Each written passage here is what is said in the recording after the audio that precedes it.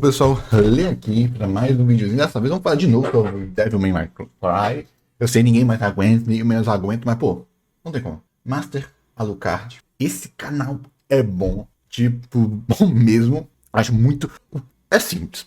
Você fazendo um vídeo grande, gigantesco, esse vídeo ficar incrível, que você nem sente que o vídeo tem 50 minutos, é algo que eu dou muito valor e é algo que eu, sem dúvida, não consigo fazer.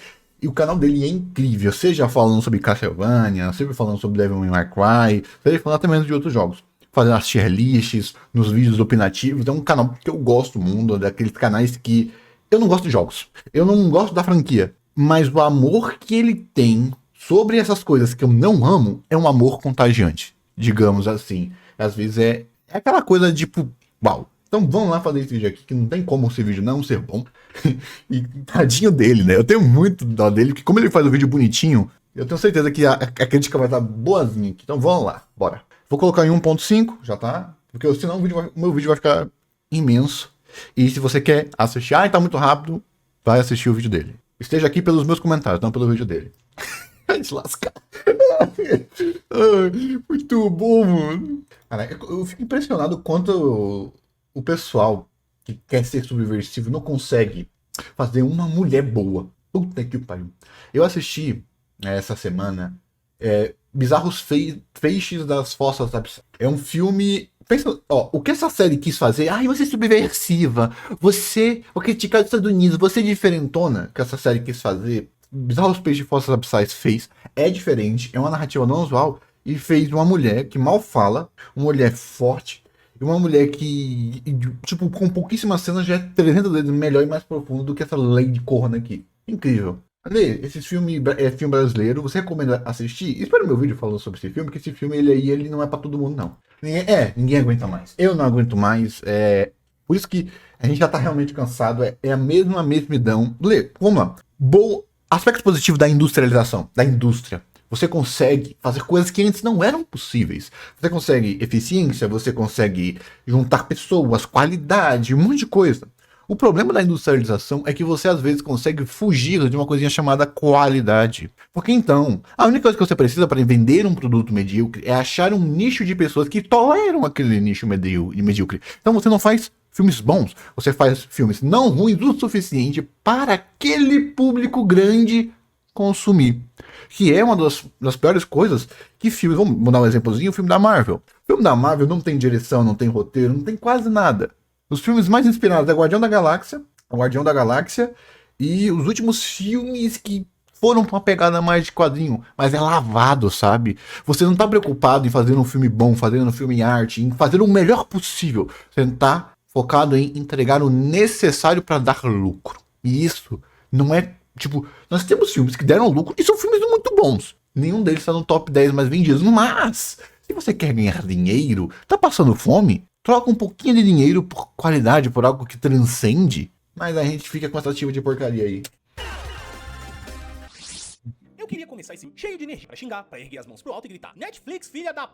Eu queria começar esse. Muito bom, isso aqui eu não consigo, não. Eu quero. Motherfucker. Eu queria começar esse cheio de energia pra xingar, mãos pro alto e gritar: Netflix, filha da p.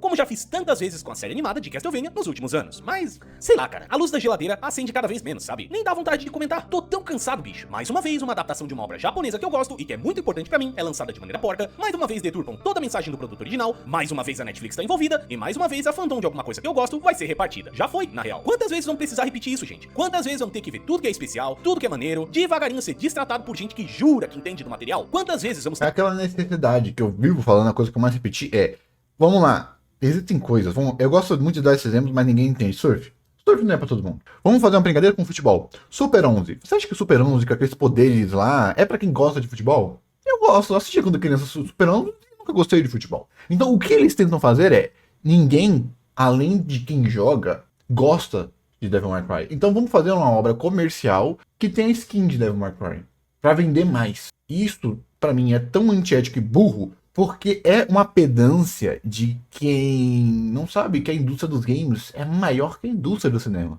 Vira aquele negócio do Resident Evil. Vira filmes que não levam ninguém de verdadeiramente pros jogos, porque tá querendo apenas usar o burst inicial das pessoas que gostam dos jogos para fazer uma franquia genérica que não tem nenhuma intenção de respeitar os games. É comercial. e só comercial. Olha aí, qual é o problema de ter comercial? Nenhum. O problema é ser só isso. Uma coisa é você querer dinheiro, outra coisa é você roubar. No final, ambos querem dinheiro. Um vai trabalhar, um vai vender algo e o outro vai roubar. Tá vendo a intencionalidade? O que é feito é mais importante do que o resultado final, sabe? Ter que ler nos comentários de redes sociais que os fãs dos jogos têm os jogos pra jogar, que isso é uma obra à parte, ou mais um monte de baboseira que incentiva a Eu mediocridade. acho tão imbecil isso, velho. Eu tava vendo com a série do HBO Max, lá da The Last of Us. Sempre assim, porque essas pessoas que falam isso, elas não querem discutir. Elas querem calar a sua boca. Elas não querem que você reclame. É um asco pela reclamação. É um asco pela crítica. Eu quero que você, que critica o que eu gosto, suma, porque você é menos, você é inferior. Sendo aqui brincando, mas a estratégia é essa. Falaram assim, o pessoal tava comparando The Last of Us com os jogos, falando que os jogos eram melhor. Aí chegou um cara e falou: ai, toda crítica é só baseada no que é diferente do jogo. Vocês não conseguem fazer uma crítica. Aí tem que ser igualzinho ao jogo. Aí o cara, beleza. Aí o cara meteu 5 argumentos. Ó, isso é ruim, isso é ruim, isso é ruim, isso é ruim. Tem nada a ver com o jogo. Aí o que o cara falou?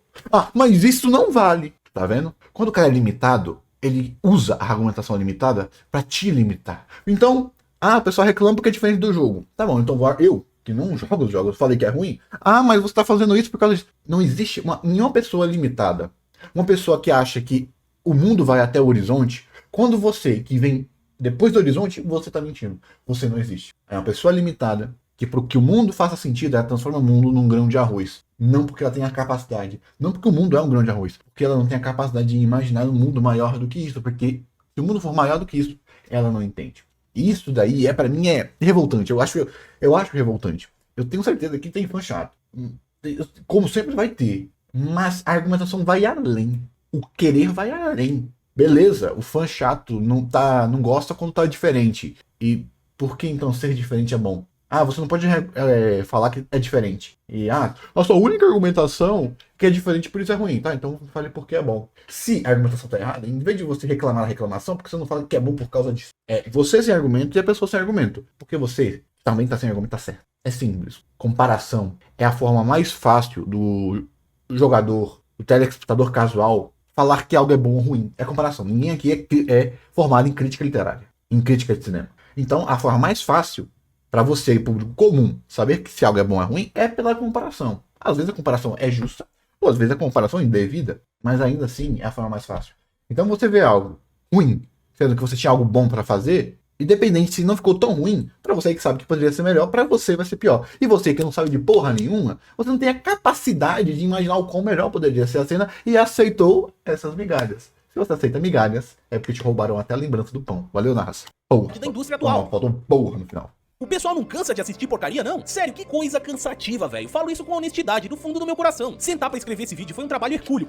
É porque, basicamente, o pessoal, quem consome, quem tá com 10 animes, 10 jogos, 10 livros, tem a percepção de qualidade diferente de quem tem 100, de quem tem 1000, de quem estuda. Às vezes, se você tiver um anime, um filme, você tem um filme na sua lista, só que você estudou esse filme. Você estudou o diretor, você estudou o roteiro, você estudou cada pedacinho, você desmembrou o filme inteiro e estudou.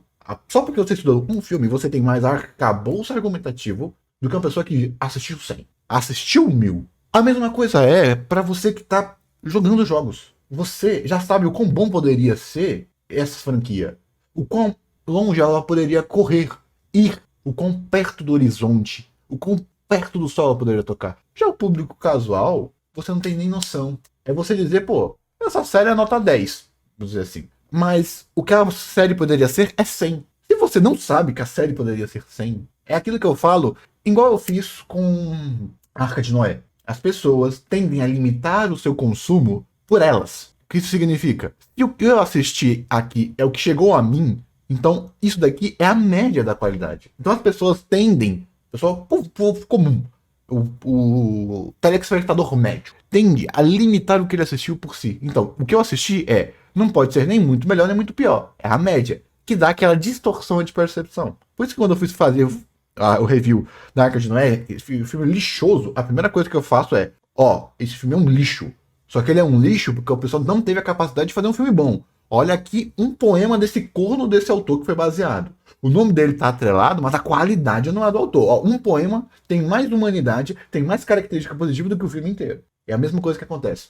Então, quando você que tem uma sensibilidade diferente das outras pessoas, essas pessoas são simples, são comuns. Elas assistem o medíocre, e o medíocre para elas não dói, não estão cansados. E o pior de tudo, nem medíocre é. Devil May Cry é uma obra ruim, com reset de percepção, que é o famoso Dragon Ball Super. Não é porque você termina a obra achando ela positiva que ela é boa. Sabe o pontinho? É muito antiético. Então, o que acontece é, as pessoas não têm a sensibilidade necessária para ver o quão ruim é. E as pessoas tratam, muitas pessoas tratam jogos apenas, tem 3 horas de duração. Essas 3 horas eu me senti entretido. Valeu a pena. É diferente dos jogos. Os jogos são mais profundos, porque não é só história, é gameplay. E é isso que deixa diferente. Então é por isso que tem pessoa que vive consumindo coisa medíocre. Vive consumindo um harém. Se a gente for falar lá no harém, eti, shonenzão genérico.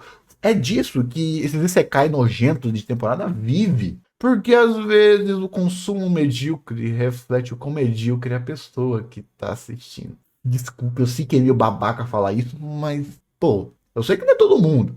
Eu sei que tem gente que realmente gosta da fórmula. E a fórmula não te limita. Mas, assim como há pessoas que vão além da fórmula, há pessoas que são limitados pela fórmula. Agora, quão grande é esse número de pessoas? Eu não sei. Mas, independente de eu saber ou não saber, esse número é grande o suficiente para permitir a existência de lixo. Se 10% do público está sendo limitado pela fórmula, não importa se é menor ou maior. É uma porcentagem que está dando problema. Independente. Se for 1% das pessoas que são tão limitadas quanto as obras que elas consomem, então não importa, porque essa é a porcentagem. 1% de 1 bilhão é gente pra caralho. Mesmo que dentro da porcentagem geral seja relevante, amigo, 1% de bilhão é o suficiente para transformar uma franquia medíocre em uma franquia milenar. Mas é o que acontece. Porque não dá vontade, sabe? Já fiz esse mesmo vídeo e depois fiz de novo, e de novo, e de novo, e agora vou fazer mais uma vez pra ter que ler as mesmas coisas nos comentários que já li 200 vezes por gente que parece que não liga de verdade pro negócio que foi adaptado. É tão triste ver o trabalho de gente talentosa. Não liga, pô. É público frio. É público frio. É o público que eles não queriam um 10. Quando você vai assistir, bom, público comum, eu e você. Quando a gente vai assistir algo que a gente não conhece, a gente não vai clicar lá no filme, vai no cinema e pensa, uau, vai ser o melhor filme da nossa vida. Porque se a gente fizesse isso, a gente estaria muito frustrado. Porque a maioria dos filmes não é feito. Nem filmes bons são feitos para ser o melhor filme da sua vida. Às vezes são feitos para ser o melhor filme que você vai assistir nesse ano, desse dia. E os melhores filmes da sua vida que você assistiu calharam de ser esse filme. Então é o público frio. É o público que assistiu para ser só a sériezinha do final de semana. Sendo que para você que se importa, para você que pagou, para você que tá na franquia, para você que é um amante disso, foi só algo ruim. É tipo comparar quem é fã de futebol, que assiste primeira divisão e acompanha o seu time comigo, que eu sou um cara que só assiste jogo de futebol na Copa. Nós somos amantes de futebol do mesmo nível? Gostamos da mesma forma? Não, não é. Eu gosto mais do evento Copa do Mundo do que de futebol. Você gosta da Copa do Mundo porque é futebol. Tá vendo o pontinho? Essa é diferente. Essa é a diferença. E por isso que mesmo que dessa série lixosa algumas pessoas compraram os jogos, foi muito menos do que poderia ser se isso fosse o mínimo. Fosse bom. Animadores, dubladores, coreografistas, etc. Se gasto em uma obra cujo diretor jura de dedinho cruzado, que entende e manja do material original e que fará jus ao carinho dos fãs. Só pro produto final ser um caminhão descarrilhado de bosta que não vale o tempo de ninguém. Tá vendo esse cara? Esse camarada aqui se chama Adi Shankar, um nome relativamente conhecido pra quem assistiu Castlevania do Netflix ou Captain Laserhawk, aquele desenho lá que tem o Rayman cheirando. A única coisa boa desse corno, a única coisa boa, que eu lembro assim, legal desse cara é esse daí. Por quê? Ele é um escritor medíocre. Ele só consegue escrever daquilo que ele é bom. Já que ele não consegue escrever nada além, ele não é versátil. O pessoal gosta de chamar, só que eu acho pesado porque tem fanfic boa. Mas é escritor de fanfic. Se você não tiver uma base sólida de onde você vai partir, a sua história vai ficar sumariamente ruim. Porque você não tem a capacidade de criar, você tem que partir daquilo que já existe. E isso é uma das características negativas desse tipo de escritor, que nunca criou nada, que sempre parte da obra de alguém.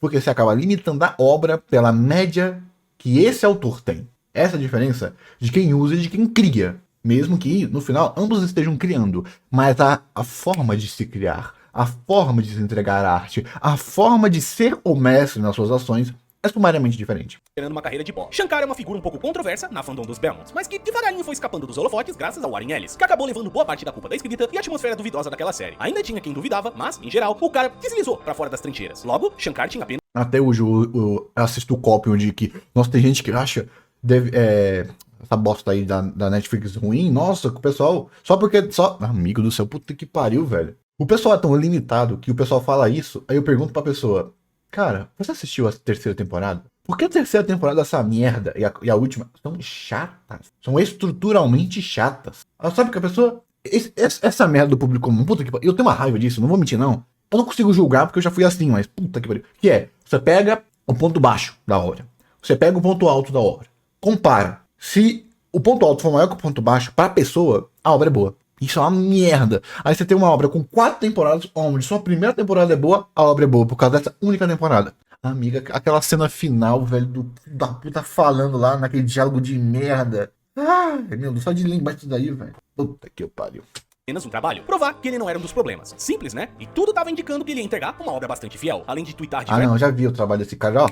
Eu já percebi, eu não tô novo nessa bagaça não, pra ser iludido mais não. Essas vezes sobre como a animação de DMC seguiria os princípios da propriedade original, outras coisas deram a entender que, talvez, pela primeira vez, teríamos uma adaptação que não fosse completamente horrorosa. Desde as referências aos diversos inimigos, bestiário e arsenal na abertura, até personagens exclusivos de outras obras da franquia, como Enzo e o Coelho Branco, que vem direto do mangá de Devil May Cry 3, tudo apontava que talvez o negócio não ia ser uma bomba completa. Mas eu não comprei essa daí não, tá? Raposa velha perde o pelo, mas não perde o vício. Qualquer coisa que leva o logo da Netflix hoje em dia, eu já sei que vai ser bucha. Sabe o toque de Midas, que transforma tudo em ouro? A Netflix tem um toque de Medas. Encostou, fedeu. Adiciona isso algumas mudanças... Caraca, que pensar que... Mano, peguem aí Culipari. A Netflix, é uma animação independente da Netflix. Mano, a Netflix tinha... Mano, como é que pode? Acho que é quase 8 anos atrás. Mano, você tinha um logo da Netflix. Desde Demolidor, Culipari. Eu assistia sem medo. Pela qualidade. Era até duvidoso. Era uma obra que eu nunca tinha visto. Era uma obra até mesmo, como Culipari, que eu citei aqui, estranha demais. Eu dava a chance e era interessantíssima. Culipari é um desenho sobre uns luta de sapo. E adivinha? É melhor do que 90% das coisas que a Netflix lança hoje em dia. Não é difícil, mas me entendam. É loucura, não é? Isso daí pra vocês aprenderem que se a Netflix conseguiu queimar a sua imagem, imagine o que essa série da Netflix do Dante pode fazer com a imagem do jogo de vocês. Fiquem nessa putaria de só olhar pro aspecto positivo das suas ações, porque obra ruim pode dar dinheiro, pode dar audiência, pode dar assinante. Mas tem certas coisas que você só vai sentir a perca, sentir a perda bem depois. E imagem demora os aspectos negativos aparecerem. Questionáveis, como o dublador do Nero dar voz ao Dante, a abertura tocando Limp Bizkit e os clipes compartilhados com diálogos modernizados, digamos assim. E lá no fundo, eu sabia que ia ser outro caso parecido com Castlevania. Só que aqui, talvez seja... Eu descobri, eu já sabia, por causa foi a mesma estratégia com o He-Man. A mesma estratégia com o He-Man. Puta que... Mano, eles pegaram o roteiro da primeira temporada de He-Man e fizeram... Mano, sério, eu não sei se vai ter no Letterboxd Machine. É só vocês pegarem como é que eram as coisas da Netflix na semana de lançamento. No primeiro trailer, no primeiro teaser, no primeiro trailer, no segundo trailer e na semana de lançamento. Se você pegar os clipes feitos com IA ou feitos pra Dante Aura, Dante Aura, você pegar esses clipes, eles compartilharam todas as cenas interessantes do Dante apenas em clipes. Eles sabiam que não tinha nada além disso. A mesma coisa que fizeram com o He-Man.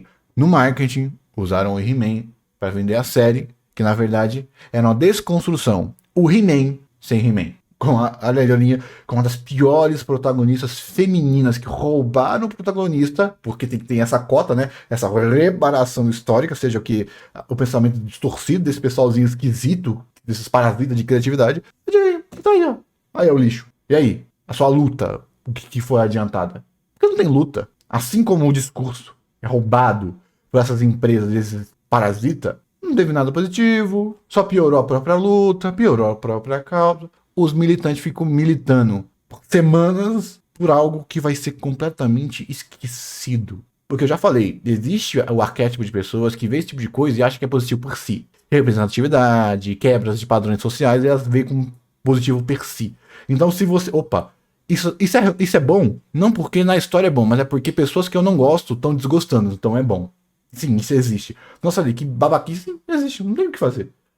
O que você mais vai achar é esse tipo de pensamento. Então, A pessoa pensa, o gamer médio, ele é machista. Então o gamer médio não tá gostando é porque ele é machista. Você dá chance a um machista? Você ouve a argumentação de machista? É um envenenamento do poço. A argumentação mais pobre do mundo é o envenenamento do poço.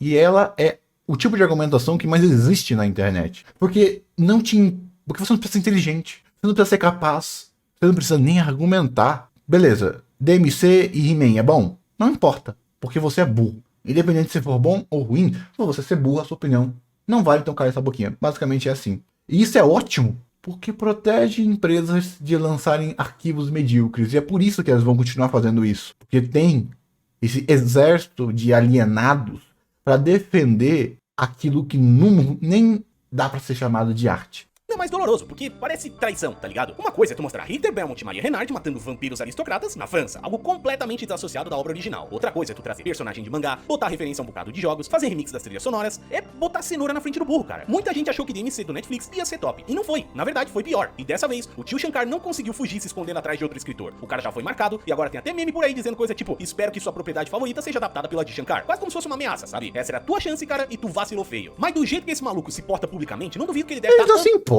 pô. Já fizeram. Ed Shankar, né?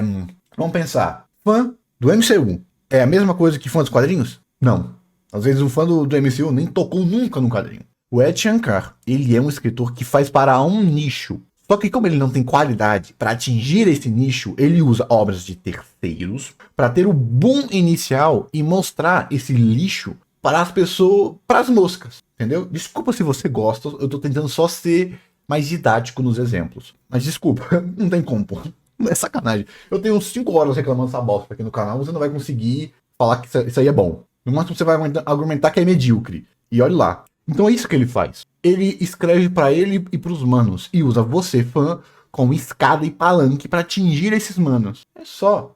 Ele escreve pra adolescente Ed de 12 anos. Eles usam baixo senso crítico das pessoas pra entuchar lixo. Pra entuchar coisa ruim. É isso que ele faz. E ele tá conseguindo. E ele vai conseguir. Não tem muito o que fazer. Pelo menos a gente tá vendo essa estratégia comumente falhando. Seja num Velma, num He-Man, que eles tiveram na segunda temporada consertar. Ainda é uma série medíocre, mas pelo menos agora é assistível a segunda temporada de He-Man. Tá tudo falhando. Mas, quando a obra não tem que ser boa, ela atinge a mediocridade necessária. É um sucesso. E daí, se a gente tá queimando o nome da franquia, se estamos perdendo, meu nome vai ficar...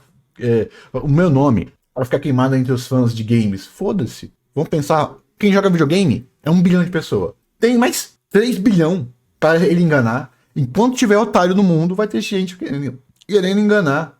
E para esse tipo de pessoa é normal, pô. Ele vai continuar fazendo isso. Enquanto... então a gente tinha que não falar? Não adianta não falar. Porque ele tá atingindo quem não se importa. Não é você que se importa. Esse marketing negativo é porque você consegue fazer a percepção de algoritmo de bolha. Então, se a gente não falar, essas pessoas vão estar achando, você só vai estar ferrando. Então não existe. Eles ganharam. Essas empresas bilionárias ganharam. A existência dessa série já ganhou. Ele já conseguiu. As armas já foram atiradas. Então você não querer, não fazer nada, não adianta. Já foi. Já matou. As pessoas já morreram. A série já morreu. Tudo já morreu. Eles já ganharam. O que a gente pode fazer é dificultar, ou tirar um pouco da beleza da vitória. Que é não dando audiência, reclamando como a gente tem que reclamar, porque vai que a gente atinge alguém, tira algumas pessoas. Não vamos conseguir salvar todo mundo, mas algumas pessoas talvez a gente consiga. Uma coisa é o cara chegar numa... Vamos pensar nos americanos chegando lá em Gaza, do demoníaco, dando tiro. É isso que eles são. Dando tiro do demoníaco. E uma coisa é eles chegarem dando tiro. Uma coisa é eles chegarem dando tiro, vão ganhar, vão matar todo mundo, mas eu pelo menos de jogar uma pedra num cara lá. Joguei uma pedra, pelo menos machuquei um cara lá. Eu vou morrer, mas eu não vou deixar ser fácil. É só isso que a gente tem que fazer. Não tem o que fazer. Não tem o que falar. Entendeu o ponto? Porque quando uma empresa que tem esse nível de erro, que pode errar, quando a empresa pode errar, estão fodidos. Chamando a atenção. Afinal, só um bitolado se autodenomina um visionário, né não? Tá achando o quê? Que tu é o Hideo Kojima? Cheirador de peido da... É aquela coisa. Ele quer... Cara, eu não consigo não ser babaca, mas ele tá encantando burro. Ele tá encantando burro, é pra isso. É pra um menininho de 12 anos que viu aquela coisa Ed lá, que achou legal. Fazer o link voluntário é aquilo. A obra não é pra você que é fã. Lê, mas por que não tem elementos de fã? Porque assim como tem burro do lado de lá, tem burro do lado de cá. Vai ter burro que gosta dos jogos e vai ver, ó, uma referência, ó, uma referência, ó, uma referência, e vai gostar, não tem muito o que fazer. Tem burro dos dois lados. A diferença é que o foco do burro que quer ser atingido é o burro que não conhece, com elementos para atingir o burro que conhece. Da porra. Me pergunto se isso é parte do marketing. Provavelmente é. A essa altura do campeonato, tenho certeza que a maioria de vocês já sabem dos problemas dessa série, sejam por ter assistido por conta própria ou por consumir o fogaréu que se espalhou via Twitter, Reddit, YouTube e outros lugares. Sou eu que tô atrasado pra postar o vídeo. Mas, olha, que inveja que eu tenho da fandom de Devil May Cry, viu? Todas as diferenças criativas e avacalhações com os personagens estão sendo severamente criticadas e apontadas, quase em união contra as promessas de Shankar e sua equipe. É foda, né, mano?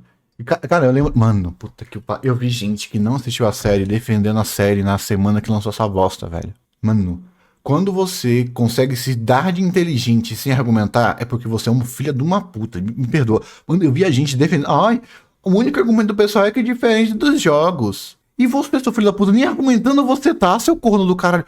Eu fico puto com isso, porque é exatamente... Enquanto, pelo menos, o fã tá sendo ético, tá comparando, tá tendo argumentação, ele tá no processo racional.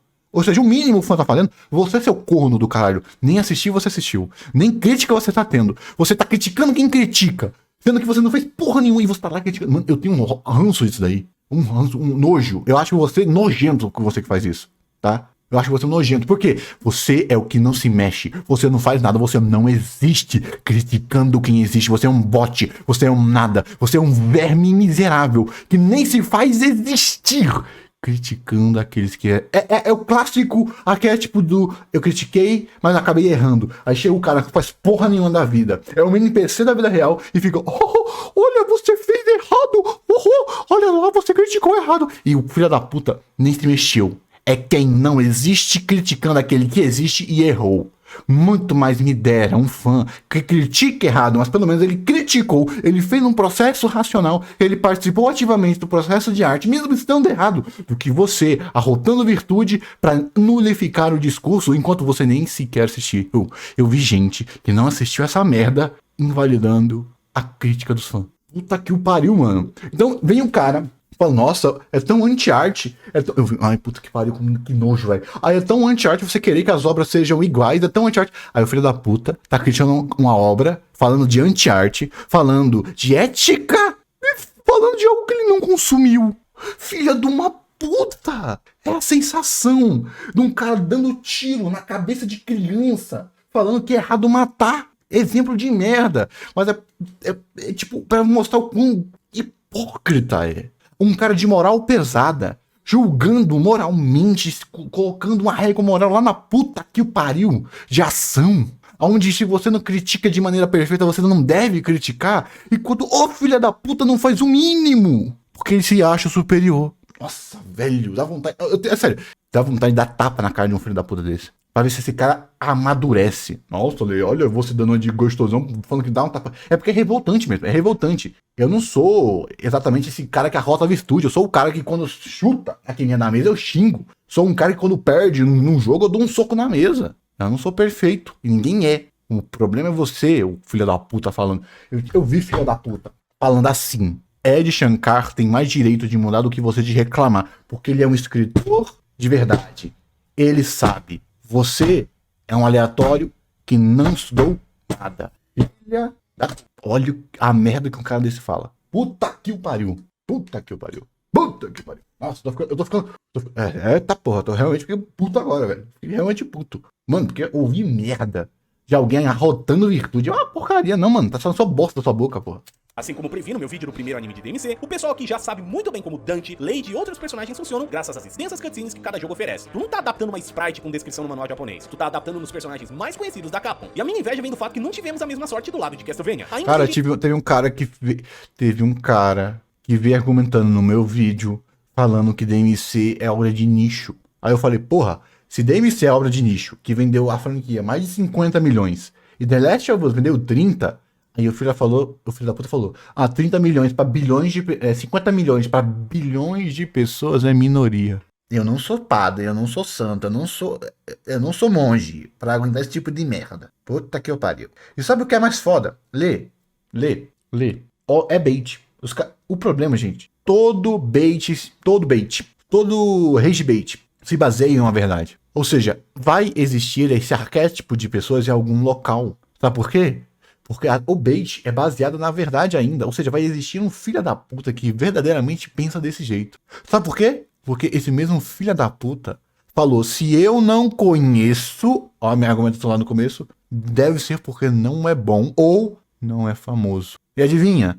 Esse bait, o cara pode ser bait, mas eu já ouvi exatamente essa mesma frase em pessoas de verdade, na minha frente. Na internet pode ter vários baits, ou seja, a quantidade de idiota, de burro no mundo, a internet amplifica, mas ela amplifica. Ou seja, esses burros, esses arquétipos de burro existem na vida real.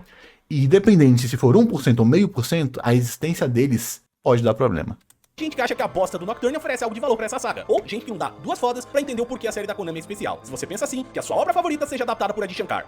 E sabe o que é curioso? Muita coisa que é problemática lá se espelha aqui na série de DMC também. Protagonista bundão que é incompetente toda hora pra poder dar motivo pra trama ir pra frente. Vilão com um passado triste que acaba ganhando mais espaço de tela do que os próprios heróis. Sidekick feminina que é consideravelmente mais habilidosa do que o herói em tudo que faz. Religioso. Ai, velho, eu tenho um nojo disso, velho, eu tenho um nojo. Por quê? Vamos lá. Rambo. Vou argumentar com Rambo. Quando eu reclamo de que... É sempre assim, é sempre falsa simetria. Ah, você fala isso, mas tá cheio de homem que é exatamente igual a essas mulheres e vocês não caem matando. Aí, normalmente a pessoa... Eu dou o exemplo, Rambo. Realmente, Rambo não tem... Qual é a diferença de Rambo pra essa menina que fica xingando, de Rambo pra outra lá? Qual a diferença? São personagens simplórios, são personagens que não têm muitas características, se resumem a ser foda plasticamente e não tem nenhum desenvolvimento mais profundo. E as pessoas gostam. Não é? Não é? Então você só tá reclamando porque você é machista. A principal diferença é que Rambo tem um Rambo 1. Uma coisa é você errar com um personagem que as pessoas gostam. Porque o personagem já fez o mínimo, que era ser gostável. Assim como se você tá na rua e um aleatório te chuta, você vai querer correr atrás desse aleatório e quebrar ele na porrada.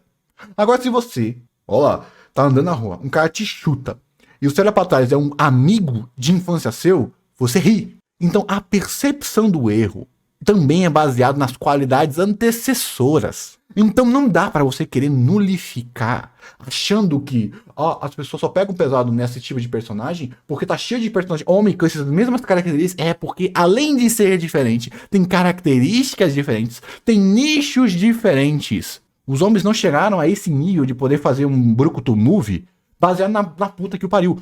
Década de 80, os filmes de Borukutu Movies, as franquias de Borukutu Movies, nasceram de filmes quase nota 10. Seja o Rambo, Predador, Alien... Olha que Alien... Não, Alien eu falei merda, aqui tem um Alien vs Predador, eu confundi.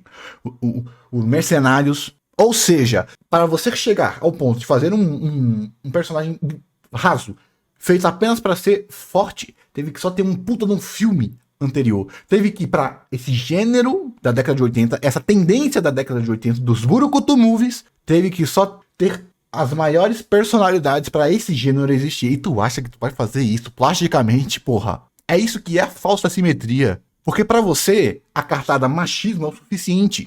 Só que é tão pobre quanto a sua percepção de mundo como um todo. Porra, porque se na década de 80 existia mais machismo, e as personagens femininas mais fodas estão lá, imagine hoje que tem menos, porra. Ou seja, as pessoas não gostam desses personagens porque eles são ruins. E sabe o que é mais foda? Os filmes de Borukutu Movie nos dias de hoje não fazem sucesso. Não fazem mais. Só pegar Rambo 5, Mercenário 5, não fazem mais. As pessoas cansaram, assim como o Velho Oeste. Ali, mas tem algum... tem John Wick. Aí só pega o John Wick e coloca ele na mesma categoria dos Borukutu Movies antigos. Pra você ver o quão John Wick é diferente, sistemático, e o diferencial de John Wick é que ele fez um Rambo 1, Rambo 2, Rambo 3, na mesma qualidade. Ou seja, para um filme de Borukutu Movie, um Trem-Bala, por exemplo, que Trem-Bala é foda pra caralho, John Wick, eles tiveram que ser só incríveis. Aí você vem com essa mediocridade, com esses personagens ruins e fala, mas se fosse homem as pessoas passariam pano? Aí eu falo, não passariam não.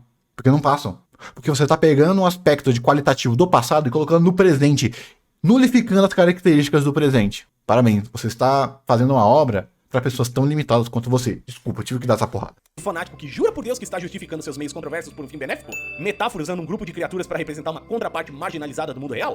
Aí, uma crítica que o pessoal falou, nossa, como é fácil, né, sensibilizar por demônios com os demônios sendo bonitinhos. Porque você não faz direito com os demônios demoníacos, feios, nojentos. Porque você não tem qualidade de escrita para isso, não é mesmo? Porque você tem que escrever bem. Ah, a coragem vai só até a página 2. Na verdade, é coragem de sumário, mas a gente não vai falar sobre isso. Genuinamente me pergunto se os caras que escreveram essa série têm uma porra de uma checklist que eles precisam marcar, tá ligado? É tudo farinha. Tem. Parabéns, tem. É exatamente isso. Eles têm uma fórmula para atingir o medíocre de uma maneira eficiente. É literal. Check-yes de roteiro. É o problema das coisas formulaicas. Onde você joga a obra para Deus e reza para cair no gosto das pessoas. Aí você só faz esse check-yes para aumentar a chance de cair no gosto das pessoas. Você faz uma obra medíocre e usa o marketing para artificialmente conseguir sucesso. Porque mesmo que o marketing ele consiga colocar obras medíocres na boca do povo, obras boas são as que vivem. Porque mesmo que hoje eu seja burro, não é garantia de que amanhã eu não seja. Quando eu terminei Dragon Ball Super, eu falei, a obra terminou boa. Valeu a pena. Hoje, eu só detesto esse anime e acho ele nojento. Então, mesmo que o sucesso momentâneo se vala, a qualidade ainda é aquilo que leva as coisas para o futuro. Esse é um dos motivos que eu não fico tão puto quando coisas medíocres são exaltadas. Eu fico puto quando coisa ruim. Tipo isso aí.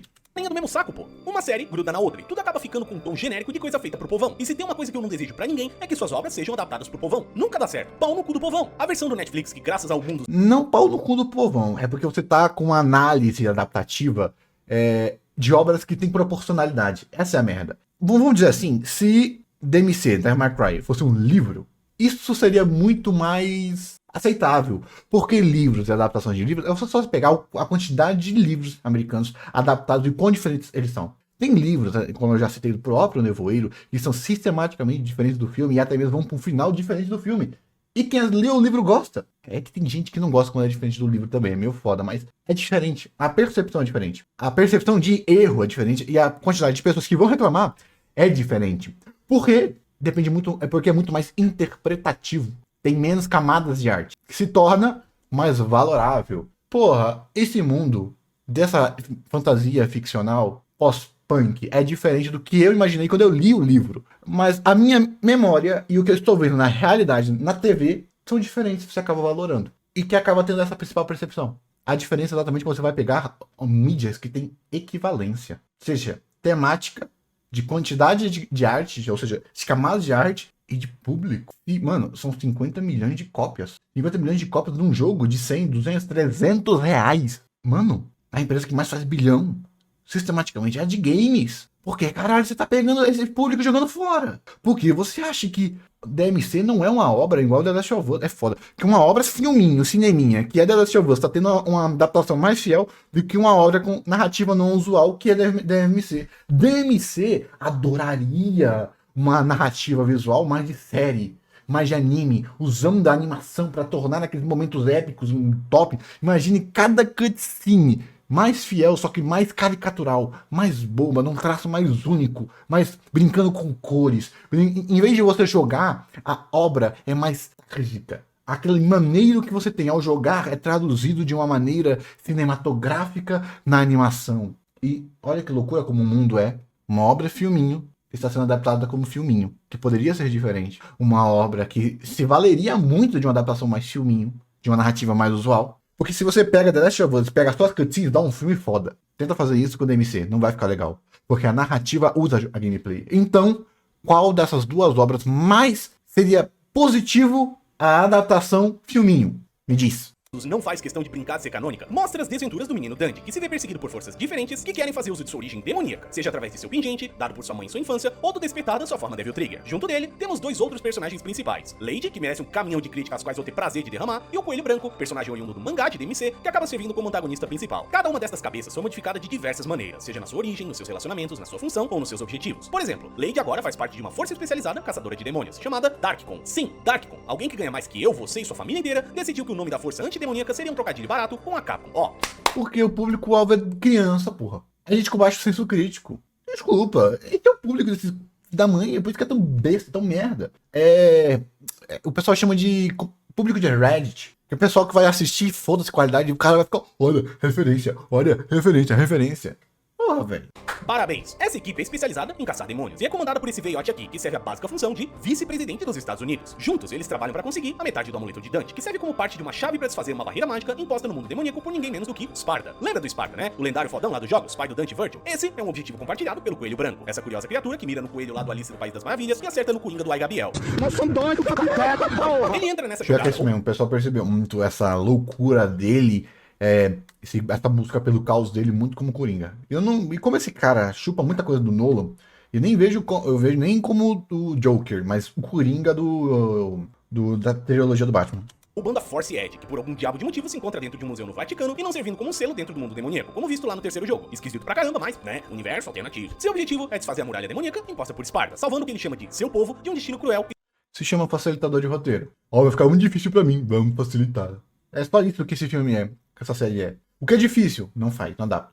Porra, por que caralho eu vou valorar uma adaptação que é só a forma mais fácil de contar a história que os jogos já contaram melhor? Porque o mais fácil vai ser melhor. Não tem como você valorar isso não, meu. Por isso que quando você compara, fica tão pobre, porque as técnicas ruins usadas ficam na cara, ficam caricaturais. Só mostra o quão limitados são os escritores, os roteiristas e o próprio diretor. E tortuoso. Curiosamente, esse cara não é exatamente um demônio puro, e sim uma espécie de ser sintético que usa esse coração artificial pra, acredito eu, bombear algum tipo de energia do mal pra si mesmo. É mostrado no sexto episódio como ele é um tadinho, coitadinho, ai que dó, que sofreu na infância, sendo adotado por demônios e se entrosando com eles. Se isso parece meio absurdo, você tá certo. É bem absurdo, bem podre, e eu toco nisso daqui a pouco. O cara também tem uma vendetta pessoal contra a menina Lady, que foi basicamente responsável por torrar fogo em um bando de fugitivos do mundo inferior. Nossa querida senhorita Arkham é uma genocida sanguinária, cega de raiva pelo seu passado atribulado. Uhul! Esse é o trisal, digamos assim, que compõe boa parte das cenas que você vai assistir aqui na adaptação de Shankar. Os episódios, quando não tão te enchendo de explicação científica ou de historinha triste de bonequinho, basicamente, ou vão conter o Dante escapando da Darkon e tentando manter a metade do seu pingente, que foi um presente da Eva, sua mãe, ou vão conter o coelho manipulando todo mundo com seu xadrez 4D, ou, então, vai ter a Lady e sua tropa genérica do governo, atropelando tudo com aquela música do America, fuck yeah, por trás. O Pernalonga quer o medalhão e o sangue demoníaco de Dante pra abrir a barreira entre os dois mundos, fazendo o possível pra estressar o nosso garotão através de situações cada vez mais perigosas. Seja ferindo-o mortalmente, olha gente, é o nosso personagem favorito de Devil May Cry, todo destroçado. Vocês gostam de gore, né? É adulto pra caramba ter gore no seu desenho animado, olha como eu sou adulto. Ou então, é colocando o caçador de demônios em situações onde ele não tem outra escolha a não ser finalmente despertar seu Devil Trigger, através da raiva e do impulso do seu coração, o que diminui um pouquinho a importância da Rebellion, né? Mas tudo bem, a de Shankar é o visionário, confia no cara. É ironia se você não percebeu. Isso basicamente resume o lado de Dante da história. Parece redutivo, mas é isso que acontece com ele. O cara é perseguido de novo, conversa um pouquinho aqui e acolá Transformando num objeto de trama. lá com alguns dos outros personagens, corre atrás do coelho, é capturado um bocado de vezes, não faz muita coisa de relevante, e no final, vai pra geladeira através das mãos da Lady, que além de genocida, é uma traída filha da puta do caralho, gada de um vice-presidente genérico, que fica balbuciando Deus isso e Deus aquilo, igual todo personagem criado por esse cuzão do caralho. Mesmo estando no centro dos cartazes, trailers e materiais promocionais, Dante não passa de um protagonista secundário aqui na primeira temporada, dando muito mais espaços para os coadjuvantes brilharem. Boa parte da decepção que tenho com esse anime começa por aí. Parece que desde Devil May Cry 3 não dá pra ter o Dante logo de cara, né? DMC4 tem o Nero por meia campanha, o reboot tem o Don't, o 5 de novo é meia campanha até liberar o cara, e aqui na nova adaptação ele é jogado pro lado pra Lady fazer a carreira mínica dela e pro coelho trepa-trepa mostrar como ele na verdade é um vilão trágico que só queria liberar seu povo. Ai, tadinho. É inacreditável como o tapete é constantemente puxado dos pés da galera que querem ver os personagens que solidificaram a saga como um todo, né não? É assim com os Belmonts, é assim com o Dante. E olha, eu tenho um bocado de críticas com esse cara. Ou se tenho, já vou destacar todas elas. Mas nas raríssimas ocasiões onde o caçador de demônios pode ser ele mesmo, combatendo de maneira estilosa, brincando com seus oponentes e mostrando que ele é capaz, eu me entreti. Não gozei nas calças vendo o cara nem nada, afinal, zero Royal Guards na série toda, mas eu me entreti. A cena dele dançando é bem legal e bem animada, e o ocasional raro combate com as hediondas criaturas 3D pode até levemente ser interessantinho aí. Pena que tudo isso é fracionado entre longos trechos de puta... Pega o primeiro episódio do He-Man, é bom. Era o que os fãs queriam. É porque quem esse cara quer agradar não é você, né? É aquela... É a usabilidade da arte. Eu quero educar o meu público. Eu quero, através da minha crítica social foda, mostrar as injustiças desse mundo. Você usar isso apenas como entretenimento, ou você querer ser servido, é ruim. Ou é menos do que essa crítica social que eu estou fazendo. Chama utilidade na arte. Onde o papel apaziguador, ou o papel de crítica ou mudança social, é mais importante do que tudo aquilo que existe em outras camadas. Ser apenas legal, servir o seu público, fazer uma adaptação boa, é inferior ao que ele fez. Então, para ele melhorar a obra, é literal colocar mais características nela que alteram ou criticam o mundo. Essa putaria modernista, milenarista dessas pessoas viemos dos grandes e como não conseguimos ser eles, vamos ser superiores. Vamos melhorar Tolkien, sem conseguir nem sequer entender a crítica original e do porquê as coisas são especiais. É pedância pura, daqueles que são tão limitados que acham que entenderam todo mundo, mas eles apenas estão limitados pela própria visão. Isso é triste. Estão apenas pegando homens e mulheres medíocres e colocando eles em patamar de visionários. Porque sim. Enquanto obras boas, que poderiam servir a essa desconstrução, são canceladas. É foda, né? Por exemplo, a Casa da Coruja. Tá ali.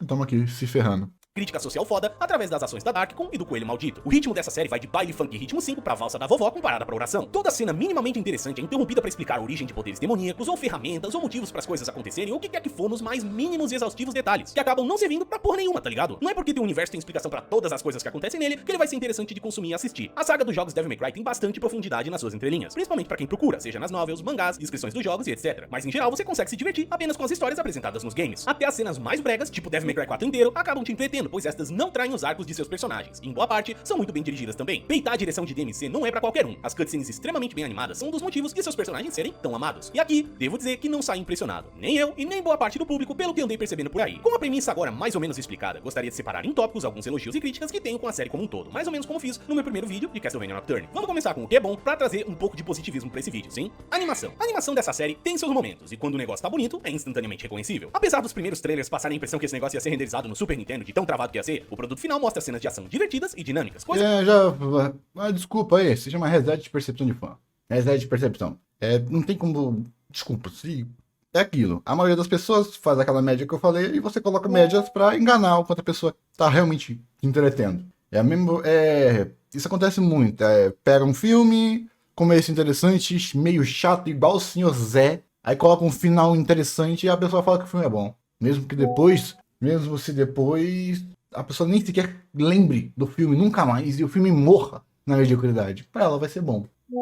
Né? Cara, você valora o que você quiser. Coisa que não vimos na versão da Madhouse, por exemplo. Além do mais, é impossível não elogiar o trabalho visual colocado no sexto episódio, que conta com um traço único pra casar com o tom que a história quer passar. Podia ter o Dante no meio daquela coisa toda, mas é bonito ainda assim. A coisa só não é melhor, porque eles infelizmente fazem a união do 2D bonitão com 3D horripilante, que consegue ser mais feio do que os modelos original lá do PS2. Qual é, velho? Fica um contraste muito esquisito que acaba removendo um pouquinho a beleza do lado positivo. Mas é como eu já falei de novo e de novo pra série lá do Castlevania. Se tudo que tu quer é animação com traço bonito, talvez só isso aqui te entretenha. Vilão principal. Eu não morro de amores pelo coelho Coringa Longa, mas ele até que não é a pior coisa que eu já vi animada numa série do Netflix. Certamente é menos cansativo do que a maravilhosa e tão imponente Vampira Messias lá do Castlevania Nocturne, por exemplo. Ou do vice-presidente religioso. Seu objetivo é claro, ele quer eliminar a muralha entre os dois mundos pra É ajudar bom quando se comparar com os ruins. Isso é foda, né, velho? Que merda de argumento. Eu detesto isso, velho. Eu detesto. Como se a única tipo de percepção fosse baseado em parâmetros de qualidade. Ô, caralho. É tipo, eu fui pensando que o filme ia ser 3. O filme é 5, ó. Positivo. Ah, pelo amor de Deus. Não pegue as concessões que você individualmente faz para gostar das coisas e coloque em todo mundo, porra. Ah, é errado eu ir esperando uma obra nota 10. Beleza. Eu posso me ferrar várias vezes, mas não é errado. Nem todo mundo faz isso. o seu povo, como já citei algumas vezes. Muito nobre, né? Exceto que isso não priva de um pouco de hipocrisia, visto que o cara faz experimentos cruéis em demônios inocentes. Gostaria que ele fosse mais competente no seu objetivo geral, visto que, assim como acontece com Dante, seu poder parece variar conforme a necessidade da trama, mas ele é legalzinho. Lembra também que esse coelho é saído direto do essa putaria de tons de cinza que esse corno gosta, né? Porque antigamente nós tínhamos o Yin e Yang, aí isso é ultrapassado. Se tá no passado é ultrapassado. As pessoas não gostam mais disso porque é inferior. Ai, Yang é muito ruim, vamos agora fazer tons de cinza, que ódio, velho. É aquele tipo de coisa que você olha pro passado, não tem a capacidade de perceber os acertos e os erros do passado, coloca tudo que é feito no passado como inferior, então, nesse eterno progresso, tudo que é novo feito agora será superior. É aquela putaria de, animatrônica é inferior, a narrativa antiga é inferior, o ritmo antigo é inferior, bom nível mais rápido. Pega padrão de consumo e coloca como qualidade de arte. Eu acho isso um lixo. É aquela coisa, né? Aí vem o Brutalista, é só um dos melhores filmes do ano e tem 3 horas dessa merda. Não, bom tem que ser filme nível TikTok, né? Bom é você atrofiar o seu cérebro na capacidade de prestação de atenção. mangá de Devil May Cry 3, que eu dei uma lidinha antes de produzir esse vídeo aqui. E curiosamente, seu papel não é exatamente muito grande por lá, sendo apenas um demônio que contrata Dante pra dar uma bisoiada no cara, visto que ele tem curiosidade nos descendentes de Esparda. Ele até solicita a parte do amuleto de Dante de maneira educada, então dá pra ver que a cordialidade já era parte do design original. Já vi coisa pior, tá?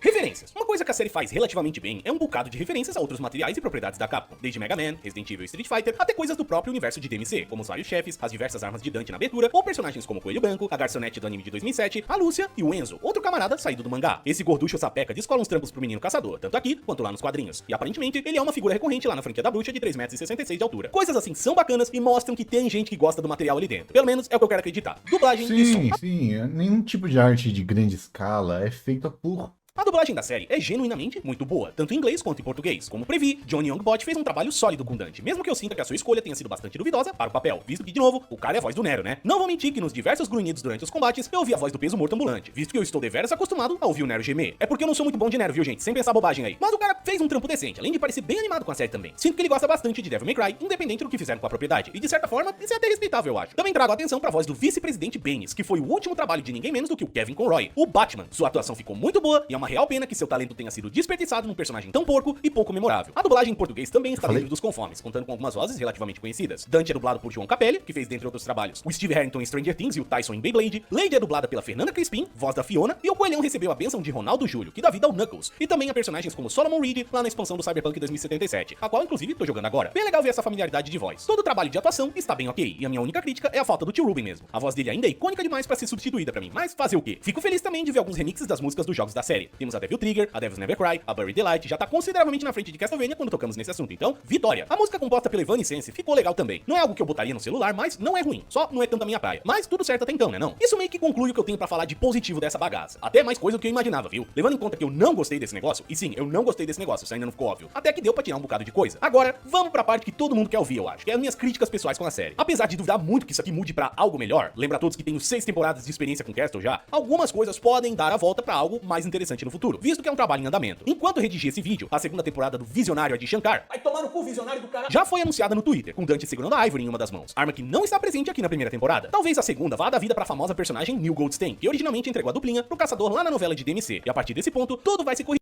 Sei lá, tal. Eu não sei se... Eu já falei.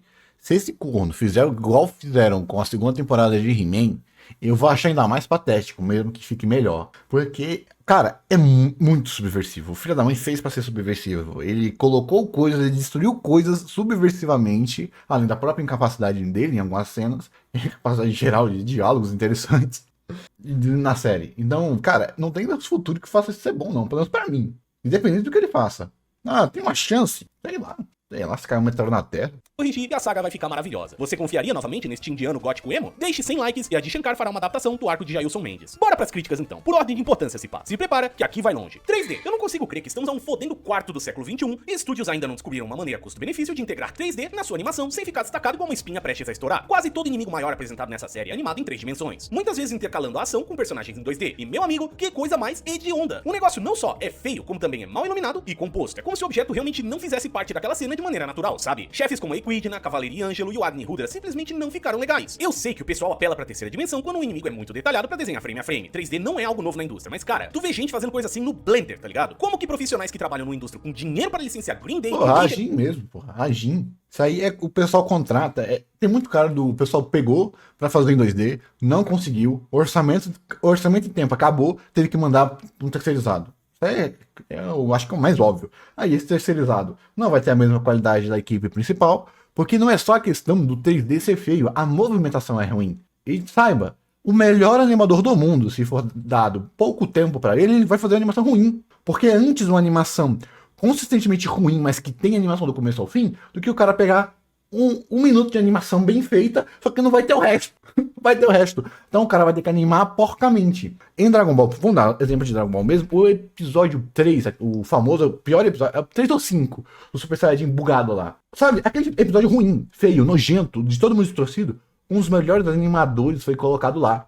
Um dos melhores. Sabe por que ele foi colocado lá? Porque deu problema nesse episódio, ficou com pouco tempo, ele teve que animar um episódio inteiro, ele quase sozinho, em um mês. Então não existe isso de qualidade. Um puta de um profissional. Se não for dado o tempo necessário para esse profissional trabalhar, não se sai algo bom. Against the Machine ainda não acharam uma maneira de fazer uma coisinha mais agradável pros olhos? É algum tipo de escolha artística bizarra? Certos momentos parecem saídos da porra do Berserk 2016, de tão chocante e distoante que é seu posicionamento nas cenas. Levando em conta que Shankar meteu a mão em DMC lá em 2018, me pergunto quanto tempo de verdade ele esteve trabalhando nisso aqui pra ter um visual tão rushado em algumas das partes. Bizarro. Trilha sonora. O visual é bizarro, mas definitivamente não tão bizarro quanto a escolha de trilha sonora. Seguinte, meu chefe, o pai aqui curte um rock and roll, beleza? Eu curto um heavy metal. Acho o Dio melhor que o Ozzy. Rob Halford é um gigachete. Dee Snider deu um cacete nos gravatinhos em 85 e o Sonata Ártica é o sertanejo pros metaleiros. Em ocasião nenhuma, eu colocaria qualquer música desses artistas em um anime de um jogo que eu gosto. Mas aqui estamos nós, em 2025, ouvindo Rage Against the Machine, Green Day e Papa Roach na porra do Devil May É só você pegar como a Netflix tratou. Isso é feito exatamente pra geração TikTok, pra fazer o que fizeram com o Léo,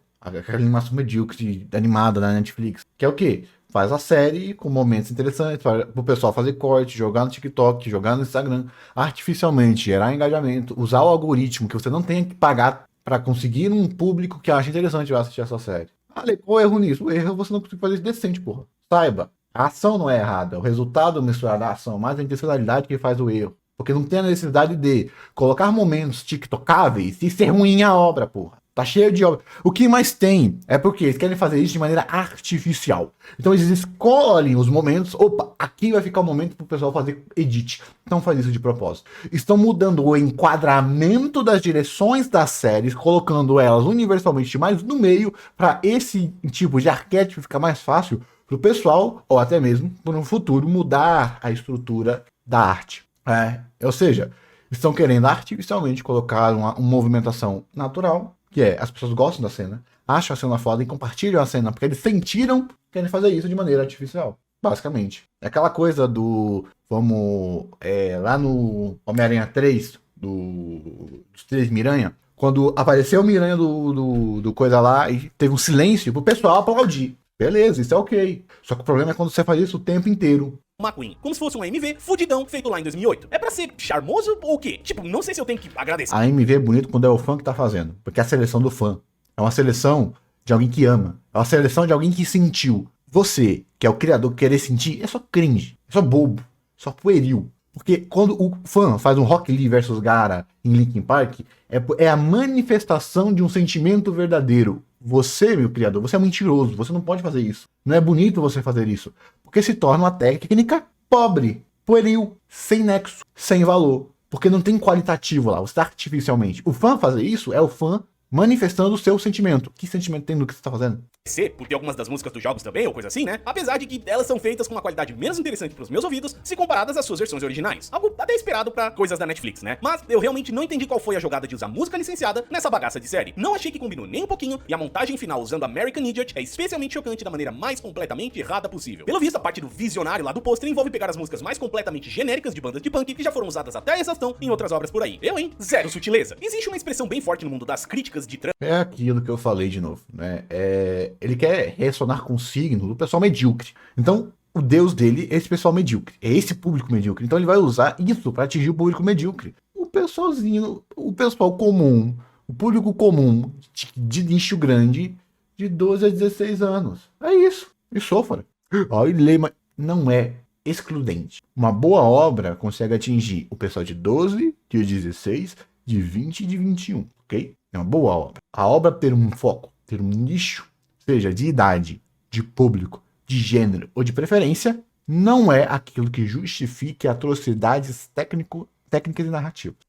Chamada de Show Don't Tell, algo próximo de Mostre, Não Diga, numa tradução meio livre aí. Isso significa que é mais interessante para o espectador perceber detalhes da história, ou de personagens, ou de habilidades, o que for no caso, através do uso da mídia animada, seja em lutas, ou no cenário, ou em momentos de introspecção. Imagina aquele ditado, se tem placa, tem história, sabe? Às vezes um elemento visual já é o suficiente para contar uma história por si só. Puxa May Cry não entende absolutamente nada disso. Tudo é explicado à exaustão, sempre tentando fazer alguma pontinha com ciência quântica e outras caralho a quatro, só pra fazer o universo parecer mais interessante ou profundo. Os caras têm a capacidade de chamar os humanos de sapiens. Esse é o nível da palhaçada que você vai encontrar por aqui. E a pergunta que eu faço é, pra quê? O que se tem a ganhar com isso além de esticar o episódio? Existe muito valor em manter certos tópicos breves. Origens de poderes demoníacos não precisam fazer correlação com a vida. Porque exige mais qualidade narrativa, mais qualidade técnica e mais coesão de mundo. É uma mentira mal feita. Então você não pode ter mais poesia. Por isso que eles se ancoram na ciência, nessa falsa lógica. Por quê? ocidental tem a tara na lógica, tem a tara do roteiro. Tem que fazer sentido. Se faz sentido é bom.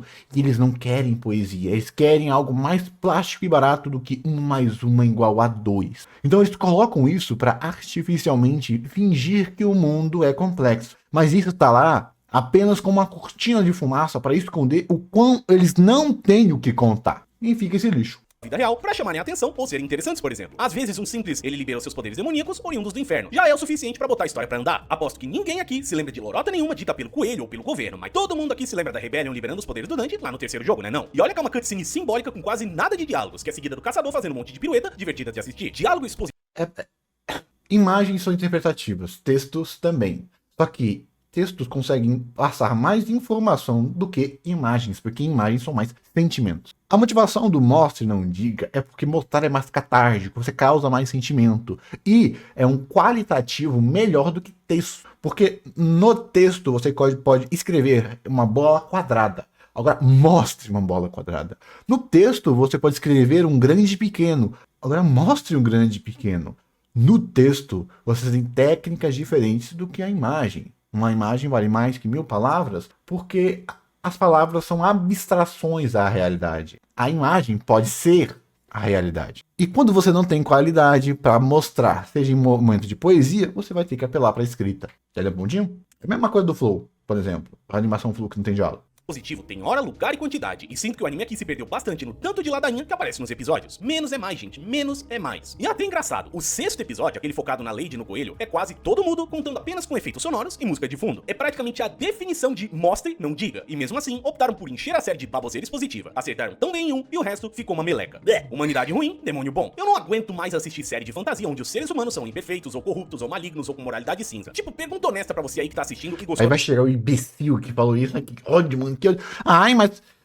Mas antigamente, pô, a gente ficou 20 anos demonizando demônio. Qual o problema de fazer uma subversãozinha agora? Filha da puta, velho. Qual é a graça de você usar a palavra demônio, o demônio ser bom, porra? Qual a graça de você destruir um signo? Porque você não cria outro. Pra que caralho você falar alienígena, mas o alienígena vir do centro da Terra? As palavras têm a sua utilidade, os termos e signos têm a sua utilidade pela sua usabilidade também. Então se você quer subverter, não subverta, crie algo novo. Ou você não tem capacidade, ou oh meu Deus, você não tem, não é mesmo? Para criar algo novo, precisa subverter aquilo que já existe, porque você não tem a capacidade de criar, só de partir da obra que já foi feita. Ah, entendi.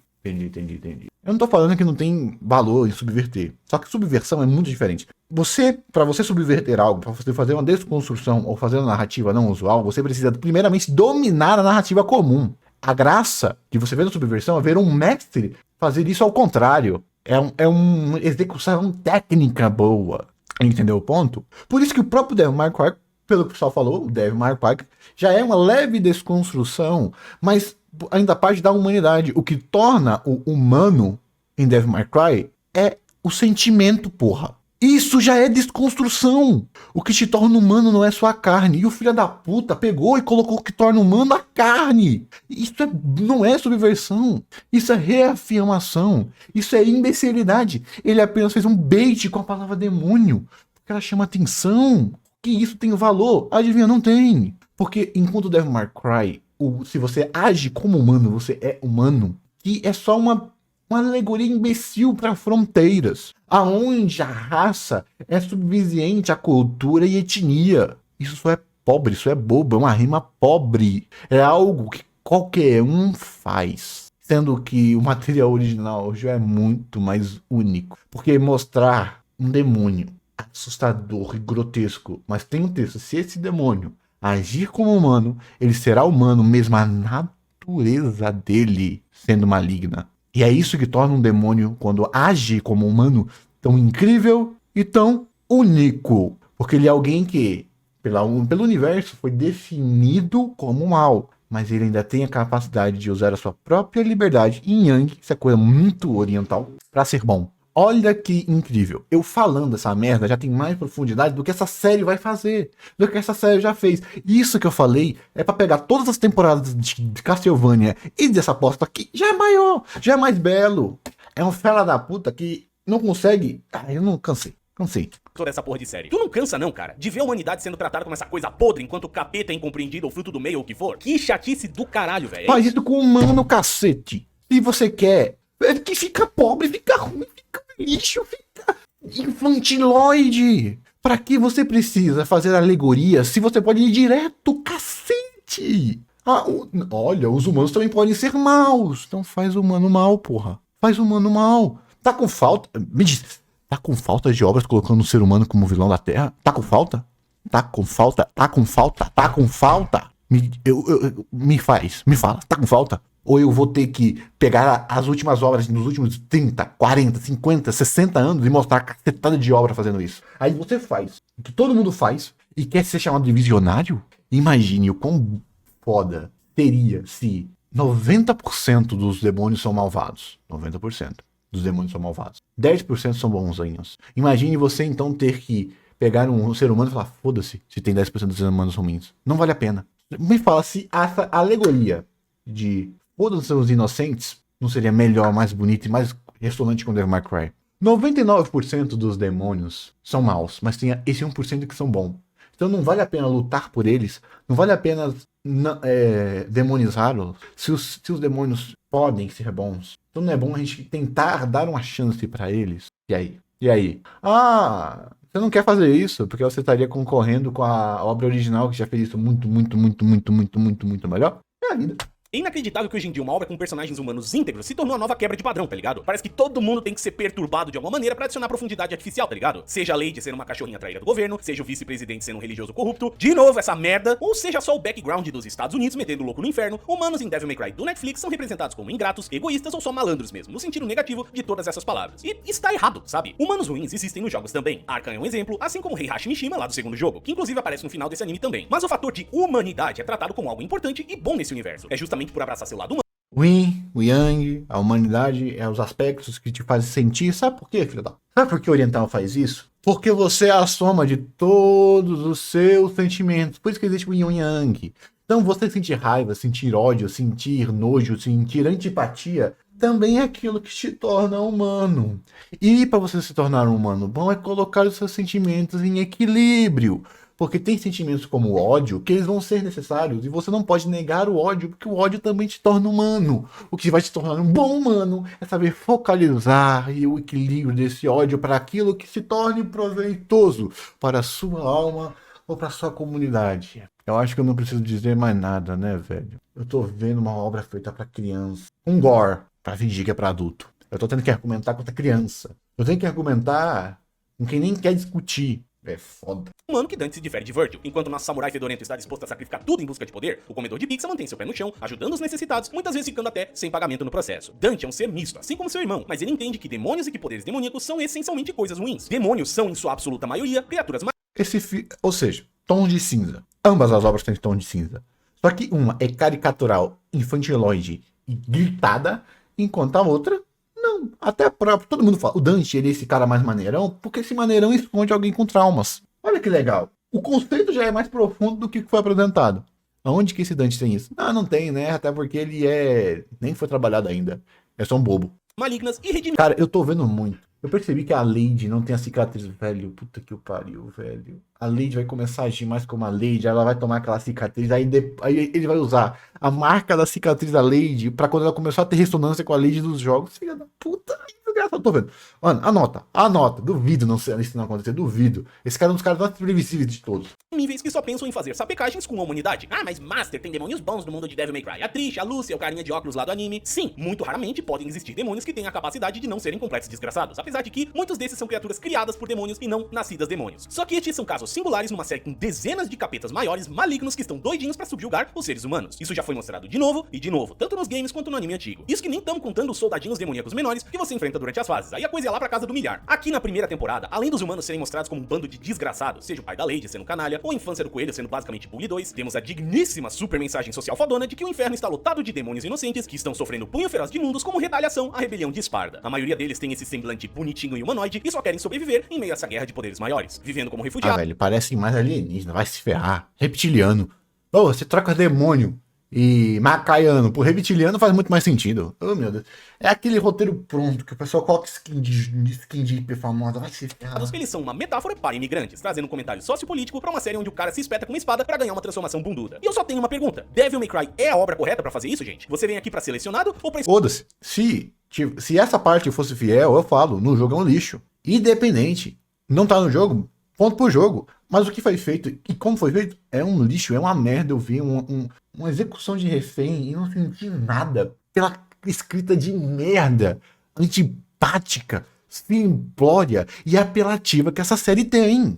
Porra, mano, se a obra certa, mensagem certa, tá, quer abusar de liberdade criativa, faça, mas faça algo bom, cacete, tá entendendo? Pelo menos nesse sentido. É aquilo que eu falo, que eu sou bem utilitarista nesse campo, mas, porra, porque eu não jogo os jogos, isso é o fato, eu não tô cagando pros jogos, não vou mentir. Mas o meu problema é que é ruim demais, velho.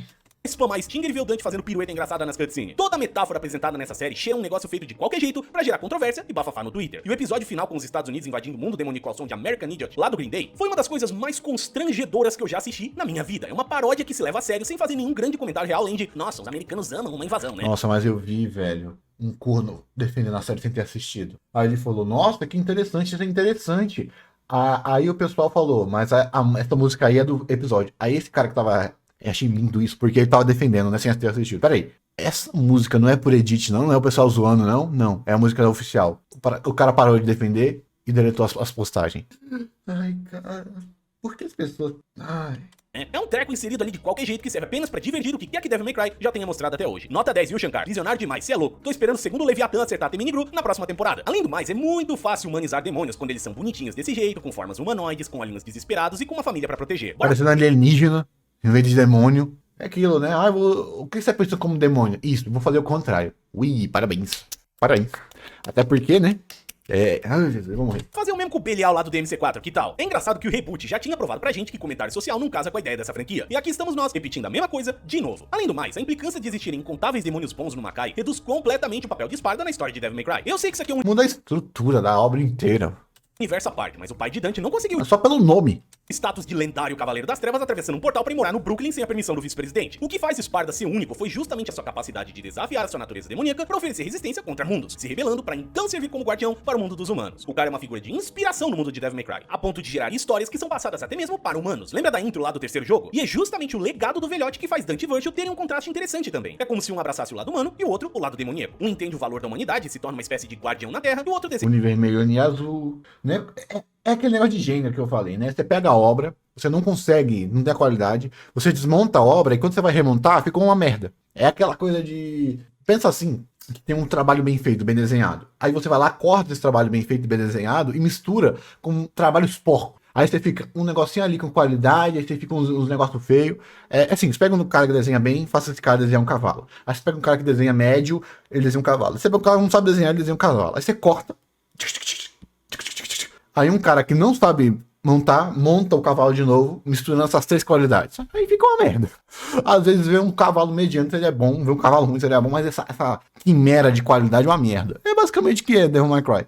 seja mais poder a qualquer custo graças à sua infância traumática, onde ele sofreu por ser fraco. É como se o bitolado do Virgil não entendesse a mensagem e o sacrifício de seu pai. Tudo isso se torna menos interessante na adaptação do Netflix, onde Sparda não é mais uma criatura que traiu a própria natureza. Afinal, tem um monte de demônios bons lá dentro, lembra? Ele é só um cara muito forte que desafiou mundos e separou as duas dimensões. E pra piorar, pelo pouco que mostraram do cara até agora, a sua rebelião acabou fazendo muito mais mal do que bem pra aquele pessoal, prendendo gente inocente de lá pra viver sob a pressão da... Vai meter um antissistema. O Spider não quis mudar o sistema, ele quis resolver. Ele decidiu sacrificar os macanos bons. É aquela puta que eu falei lá. 10%, vamos lá, 10% dos macanos são bons. 10%. Ele decidiu, esses 10% não valem os 100% de lá. Aí ele vai fazer aquele... racionalização do sacrifício. Vou sacrificar esses 10% por toda a humanidade. Basicamente vai ser o que ele vai fazer. Depois ser diferente, acho muito difícil. A estrutura dessa porcaria vai ir pra esse lado. Ele pode até mudar um pouquinho pra não atacar tanto os fãs, mas eu vejo muito isso. A estrutura tá sendo assim. bota dos demônios mais poderosos, que basicamente arruinaram o lugar pra todos que não são fortes o suficiente pra viver naquela atmosfera. Apesar dos humanos reconhecerem Esparta como um herói, um ato assim pinta ele como uma figura meio controversa. Deixa um monte de gente boa da sua espécie que eram inocentes pra sofrer na mão de mundos pra ir viver lá com os Sapiens. Egoísta, né não? Pelo menos pra mim, todos esses tópicos são bem menos instigantes do que quer que Kamiya e Itsuno tenham cozinhado na franquia lá no passado. Consigo buscar comentários sociais feitos de maneira muito mais inteligente em outras obras, e o que quer que tenha sido apresentado aqui não combina com Devil May Cry. Quero só ver o que vai sair disso na segunda temporada. Quer dizer, eu não queria ver porra nenhuma, por mim não tinha passado do terceiro episódio dessa caceta aqui, mas, né, vamos lá. Tom, uma crítica menor, mas ainda importante que tenho com essa série é seu tom. Já flertei com a ideia no meu vídeo do anime anterior, a qual quero reforçar por aqui. Devil May Cry, pelo menos pra mim, pode ser classificado em 2 tons diferentes, digamos assim. A era PS2, com seus cenários dark e ambientes, seu metal pesado e sua atmosfera inigualável, e a era pós-Nero, onde sinto que as coisas ficaram levemente mais light e talvez até cômicas. Apesar de preferir o primeiro caso, sinto que ambas as identidades agradam boa parte dos fãs, independente de serem distintas. Seja a novela brega de DMC4 ou os casos de família de DMC5, tudo ainda tem uma vibe de Devil May Cry graças à visão do Itsuno e do pessoal da Capcom, que trabalhou em boa parte dos produtos anteriores também. E Isso é difícil pra burro, tá? Isso é difícil. Tom, por ele ser muito pessoal e intransferível, você manter com diferença de cultura, com diferença de tonalidade no sentido de percepção, sabe? Você pegar tons diferentes e unificar isso pra um maior número de pessoas é difícil pra burro, é muito difícil. isso é uma coisa que eu não senti com esse anime. Seja o palavreado, a atmosfera, os cenários ou os temas, isso aqui tá me lembrando mais o reboot do que qualquer outra coisa. Isso não seria necessariamente ruim, mas pelo menos a Ninja Theory teve a decência de escolher um visual completamente único pra sua obra. Seja no design dos personagens, na escolha de cores e na Caralho, que merda, velho. Que bizarro, né, mano? Você pega assim um monstrão todo estilizado desse jeito e esse cara aqui, cara de comum, que coisa estranha. Tô entendendo porque você não gosta disso daqui, mano. Se eu que não sei porra nenhuma tô achando esquisito, velho. Sei lá, tipo, fazem assim pra ele ficar mais auto-identificável com o público, tendo um designer mais padrão, mas um designer mais padrão em algo tão, sei lá, que dicotomia esquisita, velho. Sei lá pra que a fizeram Ninja isso. Theory teve a decência de escolher um visual completamente único pra sua obra. Seja no Que bizarro, velho. Carinha de comum, mano. Nossa, velho. Carinha de sem personalidade, padrão. Branco padrão, sabe? design dos personagens, na escolha de cores e na trilha sonora. Até as cores, ó. Tirando o vermelho forte da capa. A espada tá esquisita. Aqui na obra de Shankar, o tom desse negócio tá virado no chapéu. Dante tem um visual próximo do que se espera, faz referenciazinha no pôster, tem... Aqui na obra de Shankar, o tom desse negócio tá virado no chapéu. Dante tem um visual próximo do que se espera, faz referência... Verdade, né, mano? Como é que pode? Nossa, velho. A identidade visual aqui realmente tá esquisito, velho. Esse DMC realmente tá esquisito. Nossa, como é que você pode falar isso? É porque pra você julgar identidade visual, passa a ver, né? Passa a ter olho.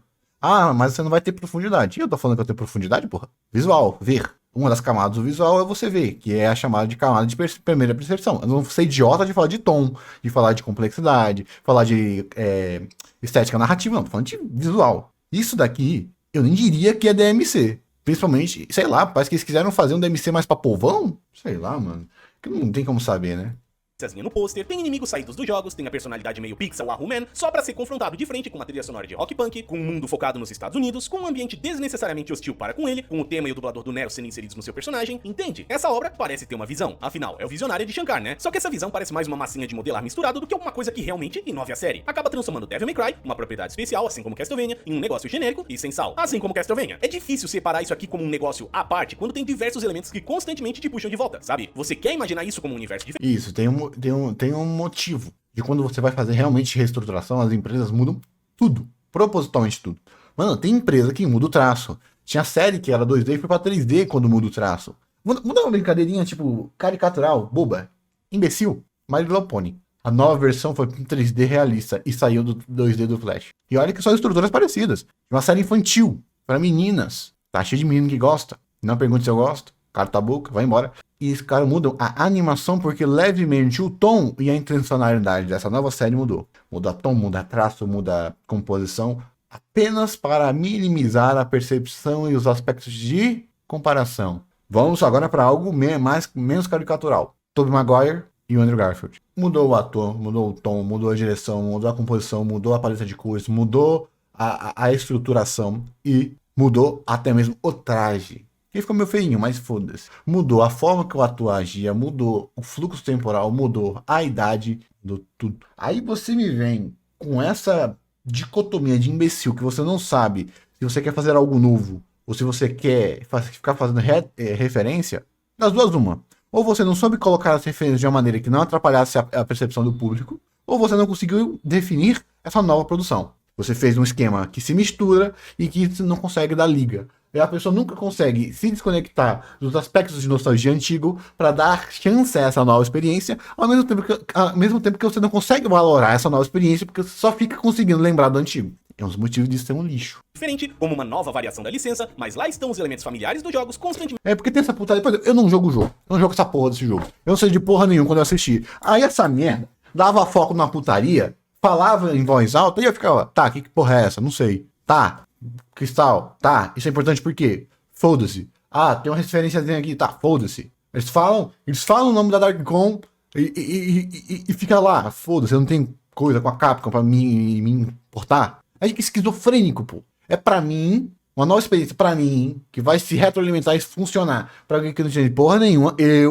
ou é pra o fã mais fanático ficar de autopunhetação? É pra quem? No final fica pra ninguém. te puxando de volta. Isso sem contar as mentiradas que o grande criador espalhou no Twitter, né? Pelo menos o Dante é empalado em um dos episódios. Então, isso conta, eu acho. E falando no diabo, Dante, é inacreditável o que Kamiya e Itsuno conseguiram fazer na geração PlayStation 2. Eles criaram um novo personagem num console onde diversas franquias já estavam pré-estabelecidas e deram carisma e personalidade o suficiente para ele se tornar um dos pilares da Capcom quando pensamos em suas propriedades. Além de extremamente habilidoso e capacitado, foco nessa palavra, Dante é carismático e protetor, honrando o que falei antes sobre a humanidade ser um ponto positivo no universo de DMC. Sua fachada de palhaçada esconde um homem vulnerável que optou por honrar a memória de espada e de Eva ao invés de se entregar a uma busca incessante de poder. A base tá escrita, é muito sólida e é só desenvolver em cima disso, certo? Certo, exceto que até agora não fizeram isso aqui no Netflix. Dante, pelo menos aqui na primeira temporada, é apenas um fragmento do personagem que conhecemos, aderindo ao seu lado comédia.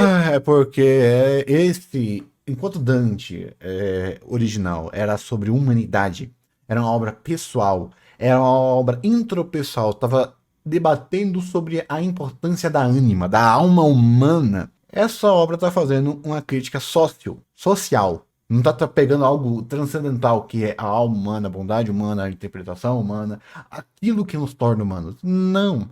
Ele desconstruiu o que é humano, separando em humano, demônio e humano, aquilo que eu falei, colocou o que é ser humano na carne, não na alma, e inverteu os papéis. Uau!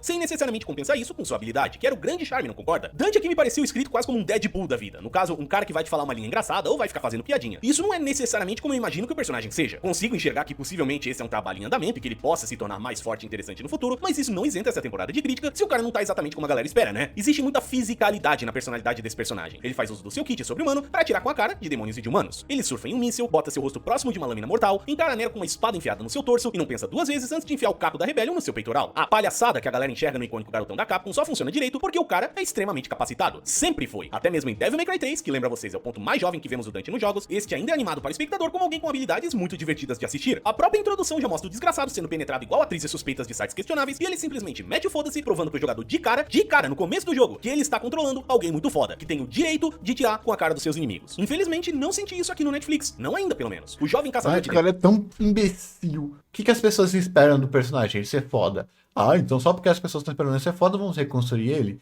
Aí o filho da... mas é porque é antes dele ser foda. O personagem não existe antes de ser foda. É o pilar do personagem. É o que forma o personagem. E a partir disso, você completa o personagem. Não existe o antes do personagem. Você querer fazer um antes do personagem é você querer reescrever algo que o personagem não nasceu pra ser. Então faz um personagem novo. Faz uma... não pode, né? Você não tem capacidade, esqueci. Demônios é mostrado como alguém relativamente habilidoso. Quando em combate, ele tem a capacidade de se mover em alta velocidade, e em um certo momento ele demonstra uma força quase super-heróica ao mover pessoas com uma agilidade descomunal. Mas seus poderes parecem extremamente inconsistentes durante a série, algo que me incomoda bastante, igual Castlevania. Eu não ligo desta ser uma história de origem onde o cara tá devagarinho aprendendo suas próprias limitações, mas isso precisa ser escrito de uma maneira que acompanhe uma linha de evolução, tu entende? Se no primeiro episódio o Dante tá fazendo piruetas diabólicas e casualmente salvando pessoas andando numa velocidade acelerada só pra depois ser incapacitado de novo por forças menores, tu tem uma escrita inconsistente que se torna desinteressante. Ou o cara é um B10, ou o cara ainda tá nem me aprendendo. fala disso. Essas arminhas. Puta que pariu, velho. Essas arminhas. Tem coisa... O Ganfu existe por um motivo. John Wick, cinema chinês, quer tornar algo chato, o Pei-Pei, que o mérito tá na arma, não em você, então fica naturalmente mais chato. Você não acha impressionante? Você pega um peso de 500 quilos, coloca uma máquina pra levantar... Foda-se, aí você pega um ser humano puxando, tirando 500 quilos do chão, sangrando, sai o sangue, como o Ed Hall fez. Isso é foda. Aí não. Aí o personagem não tem mérito, o personagem não tem habilidade, o personagem não tem sapiência. Não. O personagem só tem uma arminha chamada roteiro, que ele atira uma bala de roteiro e mata quem o roteiro quiser. Tem pouca coisa mais artificial que isso. suas limitações. Ou ele anda na velocidade do som e tanca porrada de diabos poderosíssimos, ou ele perde pra armas humanas e injeções fajutas. É muito chato tu ver, de novo, um personagem que tu gosta, seja Trevor, Richter ou nesse caso Dante, ser capado pela história em momentos cruciais só pra fazer a coisa progredir. Assim como Castlevania Nocturne tem momentos na escrita que só funcionam se o protagonista for um completo bundão. E ver isso replicado mais uma vez por aqui é tão cansativo, cara. Ainda mais se fizer contraste com as outras figuras da série, como a Lady, que é a fodona gigachete que faz tudo certo e não erra nunca, desde o começo. Uma das cenas mais controversas da versão do Netflix veio através do filho de Esparta sendo incapacitado através de um taser, atirado por ninguém menos que a senhorita Arkham. É um dos casos de inconsistência de poder que fazem esse negócio soar como se tivesse sido escrito por equipes diferentes. Já não basta... Eu já falei disso aqui, mas vou ter que falar. Mano, era só você colocar narrativamente a incapacidade dele deixar ser atingido. É só naquela cena ele tá esquivando, deixa ele ser atingido. Deixa ele ser atingido. Deixa ele deixar, tipo, pô, os caras me acertam, não dá em nada. É só ele deixar ser atingido. Aí, mas era pra mostrar a velocidade. Deixa ele ser atingido. Aí depois ele começa a desviar. Ou pior, vai falar, já deu. Agora, eu vou deixar ser atingido, não funciona. Mano, é tão básico que chega a ser bizarro quando esse cara não consegue pensar numa congruência lógica de ação. A Lady, uma humana, quero lembrar, basicamente lutar de igual para igual com o cara nessa série, ela ainda ganha e passa a perna nele diversas vezes. Quero lembrar vocês que esse é o cara que faz pirueta num avião caindo, que atira bolinhas de sinuca com uma velocidade e precisão inigualáveis e que desvia de uma chuva de balas com um sorriso estúpido no rosto. Eu odeio o sorriso desse cara nessa série também, tá? Tudo isso soa insincero, sabe? Essa é a palavra ideal, eu acho, insincero. A equipe não conseguiu pensar numa maneira mais interessante de fazer a história funcionar sem capar o personagem em momentos específicos. Eu fiquei matutando um tempinho sobre essa... Kryptonita. Kryptonita. Você não tem a qualidade, a capacidade... Se você não tem a capacidade de lidar com superpoderes, não faça superpoderes. Era muito melhor você ir evoluindo os poderes do Dante através da própria narrativa. É tipo... cara, é tão simples. Mental. Você podia ter colocado instabilidade mental. Hiperconfiança. Podia ter colocado ingenuidade. Lê, mas tem tudo disso. Cara, uma coisa, e tá no texto. Isso tá pela necessidade, não pela narrativa. Eu já dei o exemplo falando de essa cena do taser em que o Dante é capturado. E daria pra fazer ela da exata mesma maneira sem fazer o cara parecer um bunda mole. Imagina a seguinte situação. A Lady puxa a arma e começa a atirar. Em contrapartida, o Branquelo desvia de alguns desses tiros como se estivesse usando um trickster. Mais ou menos como lá na cena do primeiro episódio. E lança um comentário tipo, quer ver só o que eu aprendi vendo um filme? Ele assume a postura de Royal Guard e começa a bloquear as balas de taser, fazendo pouco caso da Lady. Depois de bloquear um bocado delas, ele lança algum comentário tipo, vai precisar mais do que isso pra me acertar. Onde a garota puxa um segundo taser e dá um tiro a mais, quebrando o timing de bloqueios do cara. Como eu tenho certeza que já aconteceu com vocês todos enquanto jogavam. Um golpe inesperado. O resultado da cena ainda seria o mesmo, mas viria de uma soberba do Dante se achando e não deste sendo um incapaz surpreendido. Não é a melhor das soluções, eu ainda preferiria ver Dante não perdendo pra melhorou ou simples. Ele, na primeira luta, deixar ser atingido. Aí ele vai lá, deixa ser atingido. Ele, o taser, isso não vai funcionar em mim, deixa ser atingido. E esse taser, além de mostrar o esqueleto, eletrifica a região. Tipo, coloca o metal derretendo. Pra mostrar que esse não é um laser comum.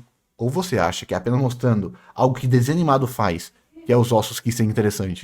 Pra uma humana, mas se a história exige mesmo a sua derrota, que não fosse feita de uma maneira patética, sabe? Vi bastante gente reclamando da bolsada que ele toma de uma humana também, mas, sendo honesto, essa daí não me incomodou muito não. Eu tratei ela mais como um alívio cômico, sabe? É como reclamar que a pedrada que o Goku toma do Kuririn lá no Dragon Ball fosse algo muito grave pra história. Momentos com pesos diferentes. Uma coisa é o cara apanhar à toa em combate de novo, e outra coisa é uma coisinha mais light assim, feita só pra fazer uma graça. Além de ser um incapaz, Dante também não trouxe nenhuma coisa muito interessante do seu arsenal pra essa animação. Não temos nenhuma Devil Arm além da sua espada básica, Ebony e Ivory parecem ter sido guardados pra segunda temporada, e salvo a ocasional esquiva que dá pra considerar como um trickster, Dante não faz nenhum grande malabarismo ou combo nos seus oponentes. As cenas de ação, apesar de ocasionalmente bem animadas, são bastante inofensivas se quanto ao uso da licença, que é um pouquinho decepcionante. É claro que eu não queria ver a porra de um Rank Style aparecendo ali do lado, mas sim que poderia ter rolado algumas piruetas mais legais. Uma outra coisa que ficou meio chatinha foi a situação do Devil Trigger surgir através da raiva, que acaba seguindo o clássico estereótipo de power up em momento de intensidade, removendo um pouquinho a importância da espada do camarada, que fez esse mesmo efeito acontecer em 2 jogos diferentes. Novamente, genérico. Mas acredito que a maior das críticas que todos nós temos com o Caçador de Demônios é o fato desse cara ser um coadjuvante na sua própria história, ou pelo menos parecer um. Apesar de ele ter um tempo generoso de tela durante a temporada, Dante raramente parece estar sob controle do que está acontecendo, soando mais como um figurante que todo mundo quer usar e capturar do que como alguém que está seguindo seu próprio rumo. E isso é ainda mais amplificado pela presença de outra personagem, uma velha conhecida aqui do canal. Lady, se você acompanhou a série de DMC aqui do canal, pode ter a impressão de que eu detesto a senhorita Mary Ann Arkham. Afinal, eu vivo chamando ela de ex-namorada maluca, de doidinha que bota fogo no teu cachorro, de girl cebosa e mais um monte de coisa. E sim, eu ainda reforço tudo isso diante de um contexto muito específico, a comparação com a minha lindíssima Trish, que felizmente foi poupada até o momento nesse anime. Fora dessas comparações, Lady é uma das personagens mais espetaculares de Devil May Cry, tão importante para o terceiro jogo quanto os 2 irmãos briguentos. Sua presença foi sendo levemente diminuída nos próximos 2 jogos, visto que seu arco meio que está completo e o foco da história vai para o Nero. Mas, ainda assim, essa garota prova que no universo de DMC, humanos podem ser incrivelmente habilidosos, fazendo coisas impossíveis acontecerem se estiverem motivados o suficiente. Lady é forte para oferecer resistência a demônios menores e até mesmo maiores, além de ter a coragem pra peitar o Dante de frente múltiplas vezes. Um cara que, devo lembrar, tomou 2 chumbão na cabeça. A garota sabia internamente que mesmo sendo uma humana habilidosa, ela não conseguiria enfrentar Arkham ou Virgil sozinha. E um momento importante do crescimento e conclusão de seu arco é justamente decidir confiar em um demônio, um que ela cansou de atirar no terceiro jogo, pra cumprir a sua vingança pessoal. Ela inclusive abre os olhos de Dante durante a jornada, fazendo ele se importar com a sua tarefa. Assim como o Meninão, uma base sólida está escrita na natureza da personagem. É só trabalhar em cima, certo? Certo. E a coisa toda nem é tão diferente assim. Ela ainda é filha de Arkham, ela ainda perde sua mãe quando seu pai decide abandonar sua humanidade, e ela ainda começa essa série detestando demônios. Similar. Mas rapaz, eu não achei que seria possível, mas conseguiram criar a personagem feminina mais detestável que eu já vi em uma série animada publicada na Netflix. Não achei que conseguiriam superar aquelas irmãs lá da terceira temporada de Castlevania, mas cada segundo que essa Lady aqui tava na tela, era um segundo a menos da minha vida que senti felicidade. Lady é parte da Darkcon, aquela organização que falei antes, se vestindo igual o Capitão Comando, ao invés de utilizar suas roupinhas clássicas. Até aí, tudo bem, origens diferentes. Só que parece que quem quer que jogou Devil May Cry 3 entendeu a mensagem do arco da guria de uma maneira completamente errada. Aqui, ela continua sendo, se me permitem a palavra, uma fodona, mas de uma maneira desinteressante. Ao invés de ser uma coadjuvante à história de Dante, o cara que tá no pôster e que é o protagonista de Devil May Cry, é a garota que tá constantemente no holofote. Diabos, o episódio 6 é praticamente todo dedicado a ela e ao coelho, e em inúmeros momentos, ela lida com demônios como se não fossem mais do que meros pedregulhos no seu caminho pra ser a maior girl boss de todos os tempos. Isso vem, em grande parte, das diversas ferramentas especializadas em matar demônios que a Darkcon oferece, com balas extremamente apelonas que dão cabo de qualquer demônio menor, sem dificuldade nenhuma. Curioso como a Lady não precisava disso lá no terceiro jogo, né? Mas, beleza. Se isso fosse usado apenas nos capetinhas menores, suave, mas é surreal ver essa humana não só lutar de igual pra igual com o Dante, um meio demônio com habilidades inconcebíveis, como também ganhar do cara, seja roubando seu pingente com extrema facilidade, paralisando ele na tal cena do taser, ou enganando no final após trabalharem juntos. Tem cenas que essa filha da mãe, uma humana, consegue manusear diversos dos demônios maiores sozinha, coisa que nenhum dos parceiros dela consegue. A guria desvia de projéteis e golpes como se fosse ela que tivesse o trickster, enquanto seus colegas soldados apanham feito novato no fliperama. É muito inconsistente porque não parece merecido, sabe? É como se ela tivesse uma aura de incompetência ao redor dela. Ela não é afetada, mas todo mundo na proximidade fica... É que ela parece que é fora do mundo, sabe? Ela tem essa aura ruim de Ersu, basicamente, parecendo uma fanfic. Ela é fora do mundo. Ela é um personagem que não está nesse mundo e foi colocada nesse mundo, seja por necessidade ou acabou sendo dois.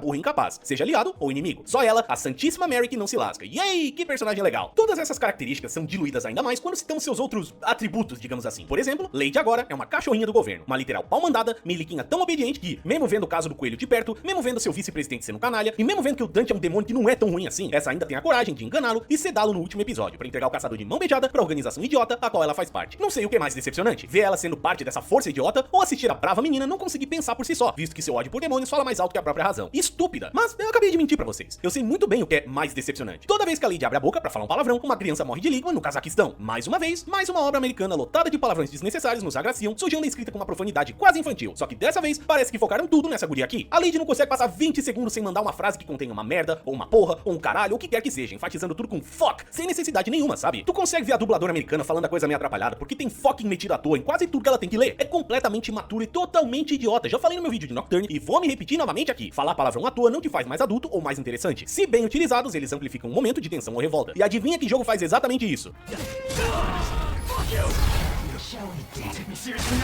Devil May Cry 5. Esse palavrão cozinhou o jogo inteiro e quando saiu, saiu pra potencializar a raiva do Nero. Aqui, em contrapartida, a guria parece uma molecona que não lavou a boca com sabão o suficiente quando era mais jovem. Todo mundo já sabe que Shankar é um edgelord do caramba, e texto assim só contribui pra essa imagem de imaturidade que ele passa com seus trabalhos. Com todo respeito, escritores do Netflix, enfim o palavrão em vossos cus se vocês não sabem escrever direito essa porra do caralho, valeu? Meu desgosto genuíno com essa personagem é finalmente selado no 6º episódio de DMC. Aquele bem animado pra caramba, sabe? Onde tem que ver ela matar um bando de gente inocente com a sua tropa de maneiras extremamente grotescas, sem sequer questionar se o que ela tá fazendo é correto ou não. Tem um literal diabão mordendo todo mundo nessa sala e os caras decidem passar fogo na galera inocente que tava por ali, com as mãos erguidas. É de um mau gosto tremendo e só me faz questionar o motivo de colocarem ela como uma milica genérica e não como uma caçadora de demônios fodona e solitária, assim como era em DMC3. Lady é uma decepção tão grande nessa primeira temporada que ela quase me deixa esperançoso com sua futura representação, sabe? Acho que daqui só dá pra ir pra cima, porque é inacreditável quão amargurado eu ficava toda vez que essa guria aparecia na tela. E é bom se preparar porque ela parece um bocadão, viu? E espero que a Trish não dê as caras. Não quero ver o que esse estúdio faria com ela. Encerramento. O último tópico que quero cobrir aqui, mais pra não ficar prolongando o vídeo do que qualquer outra coisa, é sobre a história e encerramento geral dessa primeira temporada. Assim como Castlevania Nocturne, temos um bocado de setups que, até o momento, ainda não deram em nada. Dante é congelado, Mundus nem deu as caras ainda, Virgil aparece no final com uma das frases mais ridículas que eu já vi serem escritas em qualquer coisa, e o governo americano finalmente invadiu o inferno com aquela cena que na moral, velho, acho que o que mais deixa puto com essa merda aí é o texto, velho. Ah, se lascar, velho. Eu não tô na idade pra ficar de, oh meu Deus, animaçãozinha, até que se lasca, pô. Eu assisto coisa de 1920, 1960, animação de 1980. Cara, o mais importante é o texto, a composição, a direção, a fotografia e a usabilidade, seja de Sakuga, seja de impact frame, seja de estrutura, ou inventividade interessante do storyboard. Dane-se. Pode ser parado, porra. Pode ser parado que tá de boa, mas o texto, a poesia, a poética, tudo é ruim, tudo é tão ruim. Tudo é tão ruim, cara. American Ninja. Um bocado de, mano, pera aí que na segunda temporada vai ter um monte de coisa e aí tudo que tu viu aqui vai se pagar, beleza? O ponto é que, se dependesse do que eu assisti aqui, eu jamais consumiria a segunda temporada. Eu faço pelo canal e vou ser bem transparente com vocês. Faço porque DMC tem peso aqui. Porque se fosse exclusivamente por mim, já teria cancelado minha assinatura do Netflix faz anos. Mas durmo feliz e satisfeito sabendo que nunca dei um tostão pra esses caras. Aqui é só via conta quibada. O que quer que a segunda temporada traga? Caralho. Ai, o demônio sendo usado como paralelo de mendigo, paralelo de nojo de classe. Ai, caralho. Cara, quando as suas alegorias podem se encaixar em tudo, elas perdem a eficiência porque elas se tornam genéricas, elas se tornam ineficientes. Ai, cara, é tanta... Não vai justificar essa primeira ser tão ruim, maçante, genérica e lotada de mensagens controversas. Não justifica Devil Trigger, o tema do Nero tocar pra Dante, não justifica Lady ser insuportável, não justifica o tom da série estar quase irreconhecível e não justifica as metáforas com imigração numa série que não tem nada a ver com esse tipo de assunto. Virgil aparecer no final, possivelmente servindo mundos por escolha própria, só pra falar, eu sou essa tempestade, antes do seu famoso tema tocar, me faz pensar se esse tipo de cena horrorosa e mal escrita é fruto de um marketing bem sapequinha, sabe? Numa indústria lotada de milhares, se não milhões de séries, animes, jogos, filmes, livros, quadrinhos e mangás pra consumir, eu de verdade me questiono se esse tipo de escrita medonha nesses parasitismos que chamam de adaptações não são feitas de propósito pra ver a galera sair compartilhando e comentando por aí em rede social. Eu tô atrás. Por exemplo, bingo. Azado com esse vídeo aqui devido a um bocado de coisas que aconteceram no começo de abril, as quais eu explico nos créditos pra quem quiser saber. Mas eu vi o fogaréu que se espalhou no Twitter e Reddit na semana de lançamento. E eu aposto uma Devil Army ruim do Dante, que centenas se não milhares de pessoas foram lá dar audiência no Netflix pra confirmar se o negócio era ruim mesmo. E adivinha o que garante mais temporadas? Métricas, númerozinho subindo pra apresentar pro CEO que tá cheirando pó em cu de puta. Lembre-se, gente, na indústria de entretenimento atual, quase tudo que você consome é linha de produção. Sai um, você já tem que estar pensando no outro. Até mesmo esse vídeo aqui, e o próximo que eu falei, e o próximo, e o próximo. O que não tem nenhum problema, A arte de atingir várias pessoas é uma arte per se. Fazer uma obra que se traduza, mesmo que perdendo características, para uma quantidade massiva de pessoas. As famosas obras industriais têm qualidade per se. Às vezes, algo ser famoso é uma qualidade per se. O problema são as outras características de arte que podem acabar morrendo sendo desvalorizadas. Não só o pessoal mais bobinho que parece que não consegue entender essas coisinhas. Se é assim com um cachorro pequeno que nem eu, imagina com uma empresa multibilionária igual Netflix. Os caras geralmente encomendam 2 temporadas logo de cara e depois vão manobrando as coisas conforme o sucesso da primeira. Se o negócio for benzão nos números, a confirmação não tarda a vir, porque já tá praticamente empacotada. Se for meio mal, igual Cowboy Bebop ou aquela série do Resident Evil, eles só dão um tiro na cabeça atrás do celeiro e fingem que a obra nunca aconteceu, não recomendando o negócio pra mais ninguém. Enquanto isso acontece, lá estão os fãs originais do produto se comendo na porrada com a galera nova que aparece por causa do Netflix, gerando threadzinha no Twitter, postando bait pra fumegar controvérsia e assim adiante. E quem é que diz que não tem uma forcinha externa por ali, hein? Vai saber se o perfil do Mundus Was Right, que tá lá enchendo o saco no Reddit, não ganha um house pra fazer isso de propósito. Os caras já têm anos e mais anos de dados e estudos de marketing de comportamento humano pra moldar suas obras de uma maneira que vai gerar bafafá em rede social. E aí só terceirizam a parte técnica do negócio pra fábricas exploradoras em outros países pra crunchar animadores. E ainda vai ter gente que vai defender essas cacetas com garras e dentes, seja Castlevania Nocturne, seja DMC Netflix, ou seja qualquer que seja a próxima obra a ser estragada. E honestamente, tomara que o toque de merda atinja a todos. Acabou a empatia, mano. Tomara que todos os livros e mangás e jogos que o povo gosta sejam adaptados de uma maneira muito porca também. Infelizmente, vou ter que ser babaca. Os medíocres que é feito esse tipo de lixo não gostam de nada. Eles não têm capacidade de amar nada, porque eles são só consumidores. Eles usam a comida apenas para tirar a sua fome, não para sentir o gosto. As pessoas que estão focando são zumbis do entretenimento. São pessoas que não têm senso crítico, são pessoas que não têm a capacidade de amar e sentir nada. Porque são pessoas que, para serem gado de indústria. Essa é a merda. Talvez os imbecil que estão defendendo isso daí pra ganhar like ou se sentir superiores criticando fã, esse tem que se lascar mesmo. Mas o que torna isso viável é exatamente o quão não arte, não importa, são esses públicos. As pessoas que assistem e gostam disso são aquelas pessoas que não têm a capacidade verdadeira de amar e sentir quase nada. Esse é o público. Talvez não é todo mundo, óbvio. Eu tô falando de arquétipo. Mas o público que essas pessoas querem atingir é exatamente esse público da Netflix de público frio, de tráfego frio, que vai assistir lá na Netflix porque tá no top 10 por 2 semanas, vai assistir, vai dar a coisa, vai manter a assinatura e vai sumir. Não tem qualidade. É apenas para comer um pouquinho de tempo e você esperar o seu tempo na Terra sumir. Essas pessoas nunca vão sentir nada, porque elas verdadeiramente não sentem. Também. Só assim pra galera entender. Porque depois de sabe Deus quantos vídeos que eu já produzi aqui no canal a respeito, eu honestamente me vejo cansado de responder gente que vem aqui falar lorota sobre isso aqui ser uma adaptação ou o que quer que seja. Não tenho culpa se esse pessoal chegou atrasado na fila de distribuição do cérebro. Ou faz alguma coisa diferente, igual o DMC Reboot ou Lords of Shadow, que são facilmente separáveis do material original em tudo, ou então não usa a licença. Ficar botando bichinho do jogo e visual de personagem igual à obra original só pra ficar cagando na história e no universo estabelecido, pra depois ter que ler do paspalho que não dá duas fodas pra propriedade original, que isso é melhor do que o que veio antes, é algo que antigamente eu desejava só pros meus inimigos, mas agora tô querendo que esse vírus se espalhe pra indústria inteira. Vai todo mundo sofrer. Ha, ha, ha. O que eu sei é que a Adi Shankar já conseguiu sua segunda temporada e que agora ele já tá até mesmo entrando na brincadeira do tomara que sua obra seja adaptada por Adi Shankar, como um snob que não entendeu que estão fazendo graça dele e não com ele. Vamos ver o que a segunda temporada de Devil May Cry do Netflix vai trazer. Mas lembre-se, o dano já tá feito e o trem já descarrilhou. A essa altura do campeonato eu tô torcendo mais pelo desastre do que pelo conserto da história. Seria hilário ver o quão mais eles vão depravar isso aqui só pra assistir a galera fazendo esforço pra defender esse negócio. Adaptações zoadas costumavam ser caçoadas no passado. Realmente não sei o que mudou nesses últimos anos, mas eu adoraria ver Dragon Ball Evolution lançando hoje em dia só pra ver a galera do Twitter comentando sobre a obra.